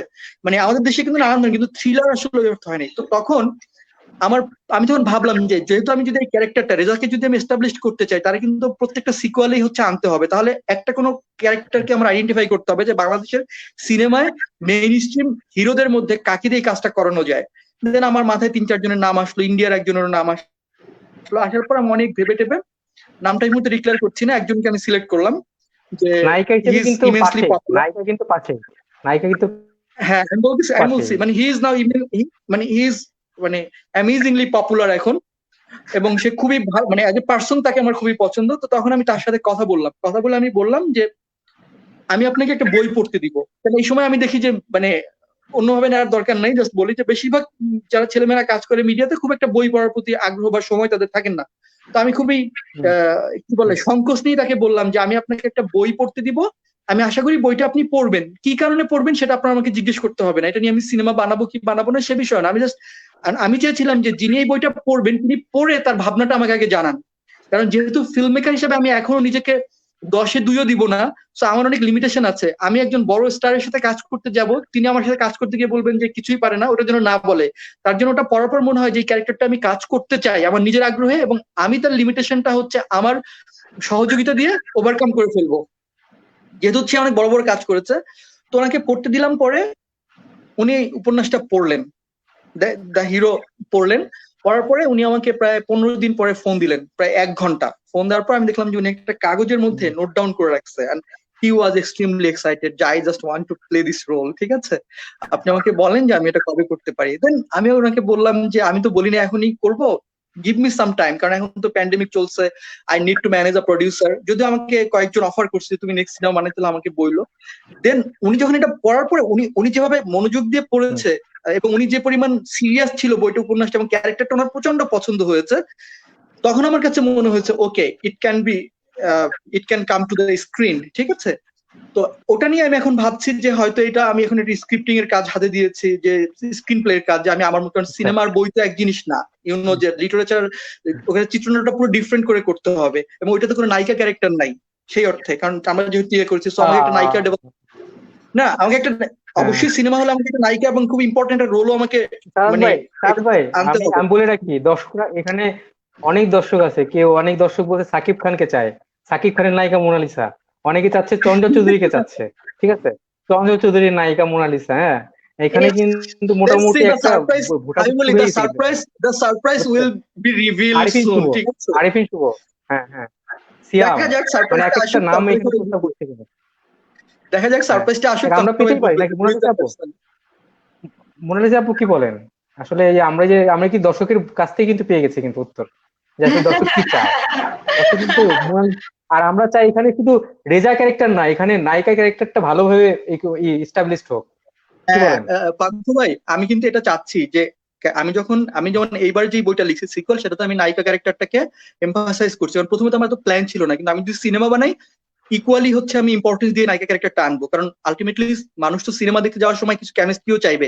শুধু মানে আমার ভাবনা এটাই যে শুধুমাত্র কেস সলভ করব, এই খটোমটো ব্যাপারের মধ্যে যদি ওই কেমিস্ট্রিটা না থাকে মানুষ আসলে মানে এনগেজ করা একটু ডিফিকাল্ট। সো আমার কাছে মনে হচ্ছে যে আমি যদি এটা চিত্রনাট্য করি তাহলে বইয়ের মতো করে করবো না, কারণ বই পড়ে যাওয়ার পরে মানুষ তাহলে সিনেমা কেন দেখবে যদি কাহিনী আগে রিভিল হয়ে যায়। তো চিত্রনাট্যে আমি অনেক অ্যাট্রাকশন বা অনেক টুইস্ট বা অনেক ডিফারেন্ট কিছু রাখার চেষ্টা করবো আর কি। বাহ, ধন্যবাদ ধন্যবাদ। আমরা আসলে শেষ পর্যায়ে চলে এসেছি। আমরা আসলে আমাদের 1 ঘন্টার প্রোগ্রাম আমরা 1.5 ঘন্টার দিকে চলে যাচ্ছি। মানে আসলে আমরা দুই আসলে বাচাল, তো কথায় এই জন্য কথায় আমরা সবাই বাচাল, এই জন্য এতক্ষণ লাগছে। না আসলে কি কথায় কথায় আড্ডাটাতে না মনে হয় না যে আমরা কোনো লাইভে কোনো কথা বলছি বা খুব বোরিং টপিকস নিয়ে কথা বলছি, নর্মাল কথাবার্তাই বলছি, আমাদের লাইফের এক্সপিরিয়েন্স গুলো শেয়ার করছি। আর কথা বলতে অনেক ভালো লাগছে, যে একটা কথা বলার মানুষের সাথে কথা কমফোর্টনেসটা অনেক বেশি ইম্পর্টেন্ট। মানে তুমি যে কথা বলতেছো, তোমার সাথে যে আমরা আড্ডা দিচ্ছি বা কথা বলছি, বোর ফিল করছি না। মানে কথাগুলো খুবই ইন্টারেস্টিং। আদাত ভাই তো অনেক সুন্দর করে কথা বলে, তুমি অনেক সুন্দর করে প্রশ্নগুলো করছো, এবং ভালো লাগছে। মানে একজন আমি প্রশ্ন করিনি, আমি প্রশ্ন করিনি, আমি আড্ডা দিছি, আমি প্রশ্ন করিনি। যে কথাগুলো তুমি করছো, যে টিপিক্যাল কথাগুলো না, মানে জানতে চাচ্ছ, আমরা শেয়ার করছি, বোর লাগে না আসলে। সো ভালোই লাগছে, পুরো টাইমটা এত সুন্দর। এই যে মানে আহমেদ আমাদের সবারই ভালো লেগেছে। আরমান, আহমেদ আরমান লিখেছে সিয়াম আহমেদ, শিওর সিয়াম আহমেদের নাম কিন্তু প্রস্তাব করেছে। জান্নাতুল নাইম লিখেছে আপনাদের কথাগুলো শুনছি ও লাইভটা ভালো লাগছে। এখনো দর্শক যে এত মনোযোগ দিয়ে দেখছে, আসলে এটা আসলে কি বলবো। এমডি রাসেজুল হাসান লিখছে আপুর উপর ক্রাশ খেয়ে বসে আছি আরো অনেক আগেই। এরকম তো ভাই অনেক অনেক মানুষই তো ক্রাশ খেয়ে বসে আছে, আসলে কার কথা বলবো। তোমরা ভাই নতুন, তোমাদের কথা কি বলবো। সেই ক্রাশ খাওয়ার অভ্যাসটা আসলে অনেক আগে থেকেই। যেমন আমি বলে রাখি, মোনালিসা আপু 3 বোনের মধ্যে সবার ছোট, তার মানে আরো 2 বোন আরো আছে। মানে আমি জানি না আসলে আমি জানি না আসলে যে তাদের চেহারাটা আমি দেখিনি ওভাবে। আছে নাকি ছবি মোনালিসা আপু? একসাথে কি কখনো আপলোড দিয়েছেন? হ্যাঁ হ্যাঁ, ছবি তো অনেক আছে। আমার বোনটা আচ্ছা, অনেক বেশি সুন্দরী। ও আচ্ছা। বা বোনরা ইসের দিকে আসলো না। এবং আমি আরেকটা কথা বলে রাখি যে তুরস্কে রাষ্ট্রীয় সম্মানে প্রথম নৃত্যশিল্পী হিসেবে কিন্তু বা তুরস্কে গিয়েছিল কিন্তু মোনালিসা। অনারেবল এটা সিটিজেনশিপ একটা আমরা বড় বিষয়। পেয়েছিলাম, রাইট? হ্যাঁ হ্যাঁ, এটা একটা বড় বিষয়। সাদাত ভাই কি বলেন? অবশ্যই মানে আমরা অসাধারণ আসলে অ্যাচিভমেন্ট। তখন আমি অনেক পিচ্ছি, অনেক ছোট। আমি গ্রুপের মধ্যে অনেক ছোট, সবচেয়ে ছোট ছিলাম আমি। এবং আমরা তুরস্কে যখন কাজ করতে গিয়েছিলাম, নাচের প্রোগ্রামে পার্টিসিপেট করতে গিয়েছিলাম, ওখানে অনুষ্ঠান। তো ওখানের governor, I think mayor, I am ঠিক শিওর না, বাট আমাদেরকে সবাইকে খুব অনারেবল মানে সিটিজেনশিপ দিয়েছিল। সো ওই সার্টিফিকেট এখনো আছে। ওই জিনিসটা আসলে, ওই এক্সপিরিয়েন্স, আমি অনেক পিচ্ছি না, আর ওরকম দেশ, আমরা শুধু তুরস্ক না, আমরা অনেক অনেক 7টা দেশে আমরা গিয়েছিলাম পারফরমেন্স করার জন্য। সো ওইটার অভিজ্ঞতা অন্যরকম, অনেক অনেক মজা। তখন ছোট, একদম পিচ্ছি, বুঝি না। বিদেশে যাওয়া, আমার মা বাবাকে ছাড়া, তার মানে বুঝতে পারতেছেন যে মানে ছোট একটা মানুষ একটা দলের সাথে আমি ঘুরে বেড়াচ্ছি, অন্যরকম। আমার মা এখনো বলে তোমার সাহস অনেক অনেক অনেক বেশি, তুমি আমার মেয়ে না, তুমি আমার একটা ছেলে। এই তো। টার্কি তো অনেক সুন্দর। আম্মা, সরি ভাইয়া, কি বললেন?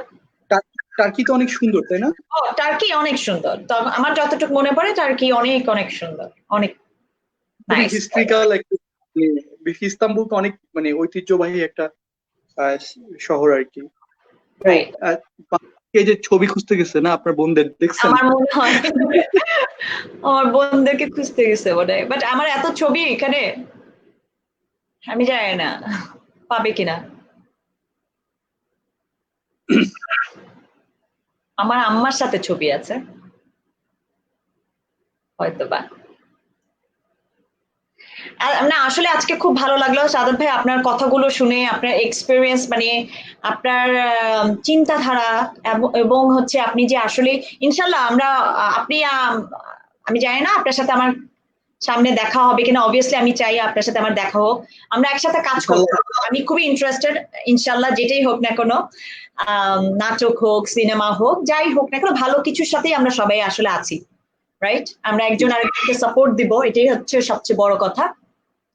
আমার কি হচ্ছে, আমি না সবসময় আমার মানে আই অলওয়েজ মানে wanted to tell stories are কি। এখন গল্প বলার তো ধরেন ছোটবেলা থেকে আমি আসলে গল্প বলার প্রতি আমার একটা মানে দুর্নিবার আগ্রহ ছিল। And I came from a very marginal family. আমি বলছিলাম একটু আগে, আপনি তখন ছিলেন না, যে ধরেন এরকম না যে আমি আমার ফ্যামিলি তারা খুব বেশি মানে প্রাতিষ্ঠানিক ভাবে এডুকেটেড, বাট আমি সবসময় একটা কথা বলি যে my parents are the best philosopher in my life. আমি পড়াশোনা করেছি জাহাঙ্গীরনগর ইউনিভার্সিটিতে, অনেক ফিলোসফার থিওরিজদের থিওরি পড়েছি, কিন্তু আমার এখনো মনে হয় যে আমার বাবা মা হচ্ছে আমার লাইফের সবচেয়ে বড় ফিলোসফার, রাইট?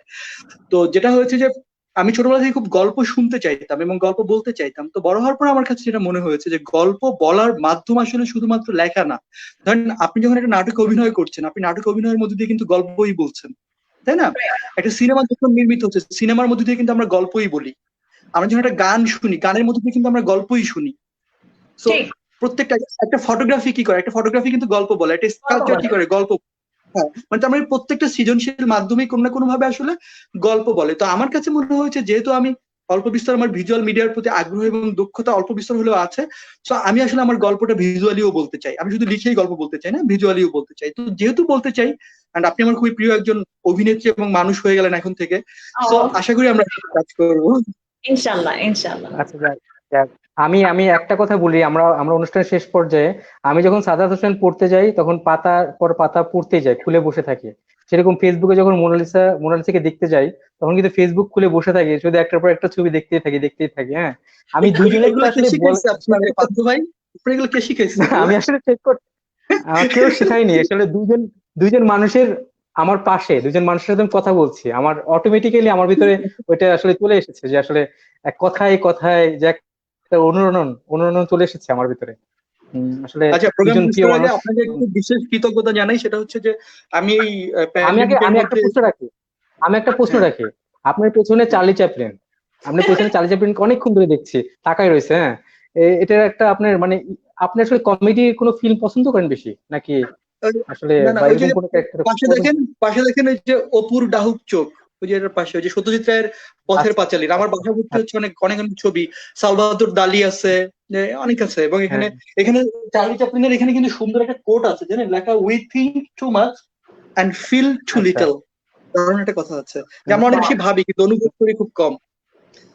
হ্যাঁ, যাক, আমার ভালো। বাসা ভর্তি অনেক আমি আসলে ছবি। বুঝি যে মানুষের মানুষের পিছনের বিষয়গুলোকে দেখে মানুষকে আসলে অনেক কিছু বোঝা যায়। যেমন মোনালিসা আপুর পিছনে ফুল ফুল আর ফুল, মানে আসলে তার চিন্তা ভাবনা কিন্তু বোঝা যাচ্ছে যে আসলে তার চিন্তা ভাবনা খুব মানে এই ফুল বা খুব সৌন্দর্যের প্রতি, আপনার চিন্তা ভাবনা ফিল্মের প্রতি বা অনেক মানে বই ফিল্ম বা এরকম কিছু রিলেটেড প্রতি। আর তোমার মানে পেছনে আসলে কি এটা দেখে দেয়া? বোঝা যায় মানুষের রুচিবোধ। আমার পিছনে দেয়াল, মানে আমার পিছনে কিছু নাই, আমি দেয়াল দিয়ে আছি, আমার দেয়াল থেকে আছে বুঝছেন। তার কিছু নাই, তার দেয়াল আছে বুঝছেন, একটা দেয়াল আছে। আহ, খুব ভালো। আর আমি সাদাত ভাইকে বলে রাখি, ইয়াং নাইটের আমি ভক্ত। ইয়াং নাইটের উপস্থাপক কিন্তু সাদাত হোসেন। সাদাত হোসেন ইয়াং নাইটের শো করেছেন। হ্যাঁ, এবং কি সাদাত ভাই আমি কি ভুল বললাম? একজন ভালো না, উপস্থাপক এটা সাদাত আমার দোষ হোসেন। না, এটা হচ্ছে মুন্নিদির, এটা হচ্ছে মুন্নিদির দোষ। মুন্নিদি আমাকে জোর করে নিয়ে বলছে, মুন্নি সাহা, যে তুমি এখন থেকে এই টেলিভিশনে হোস্টিং করবা প্রোগ্রাম। এবং আমি এর আগে কারোর সঙ্গে কথাই বলতে পারতাম না, তো আমার তো হাত পা কাঁপতেছিল। তারপরে মুন্নিদি বললো যে কথা বলো না, যাও তুমি হোস্ট করো। তো ধরেন যেই মানুষ কারোর সাথে কথা বলে না, সে একটা লাইভ টেলিভিশন শো হোস্ট করতেছে। তারপর শুরু করলাম, এই তো। বাহ বাহ, খুব ভালো। আজকে খুবই ভালো লাগলো আসলে, দুইজনের সাথে আড্ডা শেষ হচ্ছে না। আর আমারও মন চাচ্ছে না যে দুইজন প্রিয় মানুষকে ছেড়ে আমি আসলে আজকে লাইভটা শেষ করি। অনেকক্ষণ ধরে আসলে আড্ডা দেওয়ার ইচ্ছা ছিল, কিন্তু আমি জানি আমাদের এখানে রাত, আর এখানে নিউ ইয়র্কে এখন বাজে মনে হয় কয়টা বাজে? একটার দুটো, কাছাকাছি, 12টা, হ্যাঁ 12টা 40। একটার কাছাকাছি। তার মানে তার দিক থেকে ঠিক আছে, হ্যাঁ মোনালিসা আপুর দিক থেকে ঠিক আছে, আমাদের দিক থেকে হলো একটু আমরা জাস্ট ভোরের অপেক্ষায় থাকবো এই আর কি। তা আমরা আমরা শেষ করে দিতে চাই। তার আগে দুজনের আমরা দর্শকের প্রতি বা এই অনুষ্ঠানের প্রতি কোনো ভালো লাগা ভালোবাসা যদি কোনো মেসেজ থাকে, আমি আগে মোনালিসা সাদাত ভাইয়ের দিকে শুরু করতে চাই, মোনালিসা আপুর দিয়ে শেষ করতে চাই। আচ্ছা, সেটা সাদাত হচ্ছে ভাই। যে এই প্যান্ডেমিক যখন শুরু হলো, এই যে করোনা লকডাউন, প্রতিদিন হচ্ছে অন অ্যান এভারেজ 10টা ফোন এই লাইভ প্রোগ্রামের জন্য। আই ওয়াজ লিটারালি মানে আতঙ্কিত হয়ে গেছি, আমি কারো ফোনই ধরি না, আমি আননোন নাম্বারের কারো ফোনই ধরি না। এবং আপনি আমাকে যখন নক করছেন তখন বুঝছি যে আমার ভাই যাইতে তো হবেই, সুতরাং না বলে আর কোনো লাভ নাই, ঠিক আছে। মানে অনেকটা অ অ মানে কি বলে, মানে মন থেকে না, কিন্তু আপনি যেহেতু ভাই যাইতেই হবে, না বলার কোনো সুযোগ নাই। সো অগত্যা রাজি আর কি। কিন্তু আজকে আড্ডার পর মনে হচ্ছে যে I should give you special thanks, কারণ it was an amazing programme. Monalisa আপু, মানে আমার কাছে মনে হয়েছে যে আমি মানে এত এত মানে কমফোর্টেবল কোনো সেশন এখন পর্যন্ত আসেনি, কারণ আমাদের ভাবনাগুলো এত কাছাকাছি ছিল আর আড্ডাটা তো প্রাণবন্ত হয়েছে যে আমার কাছে মনে হয় না যে আমরা প্রায় 1 ঘন্টা 40 মিনিট এখানে আছি। তো এই জন্য স্পেশাল থ্যাঙ্কস পান্থ ভাইকে এবং মোনালিসা আপুর সাথে এই কনভারসেশনটা সুযোগ করে দেওয়ার জন্য। আর মোনালিসা আপুকে অনেক ধন্যবাদ, আপনার সাথে মানে এত এত নাটক দেখেছি, তো this is the first time মানে কথা হলো face to face. It's an amazing feeling. আর একটু ছোট্ট করে বলতে চাই, সেটা হচ্ছে যে আমাদের পক্ষে মানে এখন যে সিচুয়েশনটা আমরা কাটাচ্ছি, আমরা জানি যে খুব ভয়াবহ একটা সিচুয়েশন, এবং আমরা এটাও জানি যে আমাদের মতো দেশ না এখন, গ্লোবালি কোনো দেশের পক্ষে আসলে দীর্ঘমেয়াদে একটা মানে ফুল ফেস লকডাউনে থাকা সম্ভব না। তো আমাদের সবাইকে কাজ করতে হবে আমাদের মানে প্রফেশনালি, আমাদের যেহেতু দেশে অনেক বেশি সমস্যা, কিন্তু আমরা যাতে সেই প্রফেশনালি কাজ করতে গিয়ে একটু সতর্ক থাকি যতটা সম্ভব। কারণ আমার সেফটি মানে শুধুমাত্র আমার সেফটি না, আমার সেফটি মানে আমার রিলেটিভদের সেফটি, আমার পরিবারের অন্যদের সেফটি, পাশের জনের সেফটি। তো আমরা কাজ করব যতটা সম্ভব সতর্ক হয়ে থাকবো। আশা করি আমাদের জন্য একটা নিরাপদ পৃথিবী অপেক্ষা করছে, কিন্তু সেই নিরাপদ পৃথিবীটা দেখার জন্য কিন্তু আমাদেরকে সার্ভাইভ করতে হবে। তো সবার প্রতি অনেক অনেক শুভকামনা, সবাই ভালো থাকবেন, দোয়া করবেন আমাদের সবার জন্য। এই তো। চমৎকার কথা, থ্যাংক মোনালিসা ইউ। আপু, আসলে আপ- সাদাত ভাই সবকিছুই বলে দিয়েছে, যেটা আমাদের আসলে সবারই মনের কথা। প্রথমেই ধন্যবাদ জানাতে চাই পান্থকে। পান্থ যখন বললো, আমি সেম জিনিস, আপনার মতো আপনার সাথে আমার অনেক মিল, যে আমি লাইভে আসলে কখনোই যেতে চাই না। অনেক অনেক অনেক মানুষ আমাকে বলেছে মন মানসিকতা একেবারেই ভালো ছিল না। তো আমি যেটা বললাম যে কাছের মানুষগুলো যখন রিকোয়েস্ট করে এবং একটু দেখতে চায়, কথা বলতে চায়, তাই না, তো তাদের কথা তো ফেলে দেওয়া যায় না, যে তাদের সাথে কথা বলাটাও একটা একটা আছে না যে মনের স্যাটিসফ্যাকশন, সেটাও হচ্ছে কথা। এবং হচ্ছে দর্শক, দর্শক এখানে আমার যারা এখানে আছে, এখানে অনেক অনেক দর্শকের কমেন্টস পড়ছিলাম, দেখছিলাম, শুনছিলাম। সো তাদের সাথে রিয়াক্ট মানে তাদের সাথে কানেক্ট করা এবং তাদের রিয়াকশন পাওয়াটা, সেটা হচ্ছে অনেক অনেক অনেক বড় পাওয়া এই টাইমটায়। একদম কাছের মানুষগুলো যেহেতু আমার কাছে নাই, তো এগুলো অনেক নিজেকে অনেক ইন্সপায়ার করে। পান্থকে অনেক অনেক ধন্যবাদ এরকম একটা সুযোগ করে দেওয়ার জন্য, কাছাকাছি নিয়ে আসার জন্য। পান্থ সকল টিমকে এবং দর্শকদের জানাচ্ছি। সাদাত ভাইকে তো এক্সেলেন্ট, আমি আগেই বলেছি আপনার সাথে আমার অনেক মানে আমি অনেক এক্সাইটেড ছিলাম। আমি আপনার এত প্রশংসা শুনেছি এবং মানুষটার সম্পর্কে জানতে চাচ্ছিলাম, তার সাথে সামনাসামনি কথা বলে। এবং এখন যেটা মনে হলো যে আমরা আমাদের চিন্তাধারা অনেক অনেক সিমিলার, এবং অনেক কিছু আসলে মনের ভাষাগুলো একই রকম। তো কথা বলে আসলে যেটা ভালো লাগা, সুন্দর একটা সময় কাটানো, আমার মনে হয় না আমি খুব বোর ফিল করেছি। 1 ঘন্টা 1 ঘন্টা 40 মিনিট, রাইট? এটা অনেক বড় ব্যাপার, মানে এটা হিউজ একটা দিন, এবং দর্শকরা আমাদের সাথে আছে, এটাও তো অনেক বড় একটা কথা। দর্শকদের অনেক অনেক অনেক শুভেচ্ছা, ভালোবাসা, অনেক ভালোবাসবেন আমাদেরকে। যেটা ভাইয়া বললো, সচেতন থাকেন, নিজের সেফটি হচ্ছে বড় সেফটি, আপনার সেফটিতেই হচ্ছে আরো 10 জন মানুষ বেঁচে থাকবে, সচেতন থাকবে। আপনি জানেন না আপনার কাছ থেকে জিনিসটা ছড়াবে কিনা, রাইট, ভাইরাসটা। সো নিজেকে সচেতন রাখা সবচেয়ে বড় দরকার এই মুহূর্তে। আমাদের ইউনিটি দরকার, একজন আরেকজনকে সাহায্য করা দরকার। ভালো থাকবেন সবাই, আমার জন্য দোয়া করবেন, আমি যেন খুব তাড়াতাড়ি আমাদের সব পরিস্থিতি সুন্দর হতে পারে, মানে সুন্দর হয়ে যায়, এবং আমি যেন আপনাদের কাছে ফিরে আসতে পারি, আপনাদের সাথে ফেস টু ফেস কথা বলতে পারি, কাজ করতে পারি। সবাইকে অনেক অনেক ধন্যবাদ এতক্ষণ আমাদের সাথে থাকার জন্য, এবং অনেক ভালোবাসা পান্থকে, সাদাত ভাইকে, দর্শকদের। দোয়া করবেন আমাদের জন্য। অবশ্যই ধন্যবাদ। আসলে প্রিয় দুজন মানুষ, এবং আমি একটা কথা বলি, দুইজনের সাথে দুজনের কিন্তু এর আগে কোনো সময় কথা হয়নি, এই ফার্স্ট আড্ডা। এবং ফার্স্ট আড্ডাতে আসলে তারা এত সময়, দীর্ঘ সময় 1 ঘন্টা 40 মিনিট আমাদের সাথে রয়েছেন। রাজবাড়ী সার্কেলের পক্ষ থেকে তাদের জন্য অনেক অনেক শুভকামনা এবং অনেক অনেক ভালোবাসা দোয়া। তারা যেহেতু একজন বিদেশে রয়েছেন, একজন দেশে রয়েছেন, দুজনের জন্য সমান সমান ভালোবাসা, সমান সমান দোয়া। বাসায় থাকবেন এবং নিরাপদে থাকবেন। অবশ্যই দেশের সাথে থাকবেন, মানুষের সাথে থাকবেন এবং নিরাপদে থাকবেন। ভালোবাসবেন মানুষকে, ভালোবাসবেন জীবকে। অনেক অনেক ধন্যবাদ। আবার দেখা হবে, কথা হবে। সেই পর্যন্ত খোদা হাফেজ। হুম। আল্লাহ হাফেজ। আল্লাহ হাফেজ।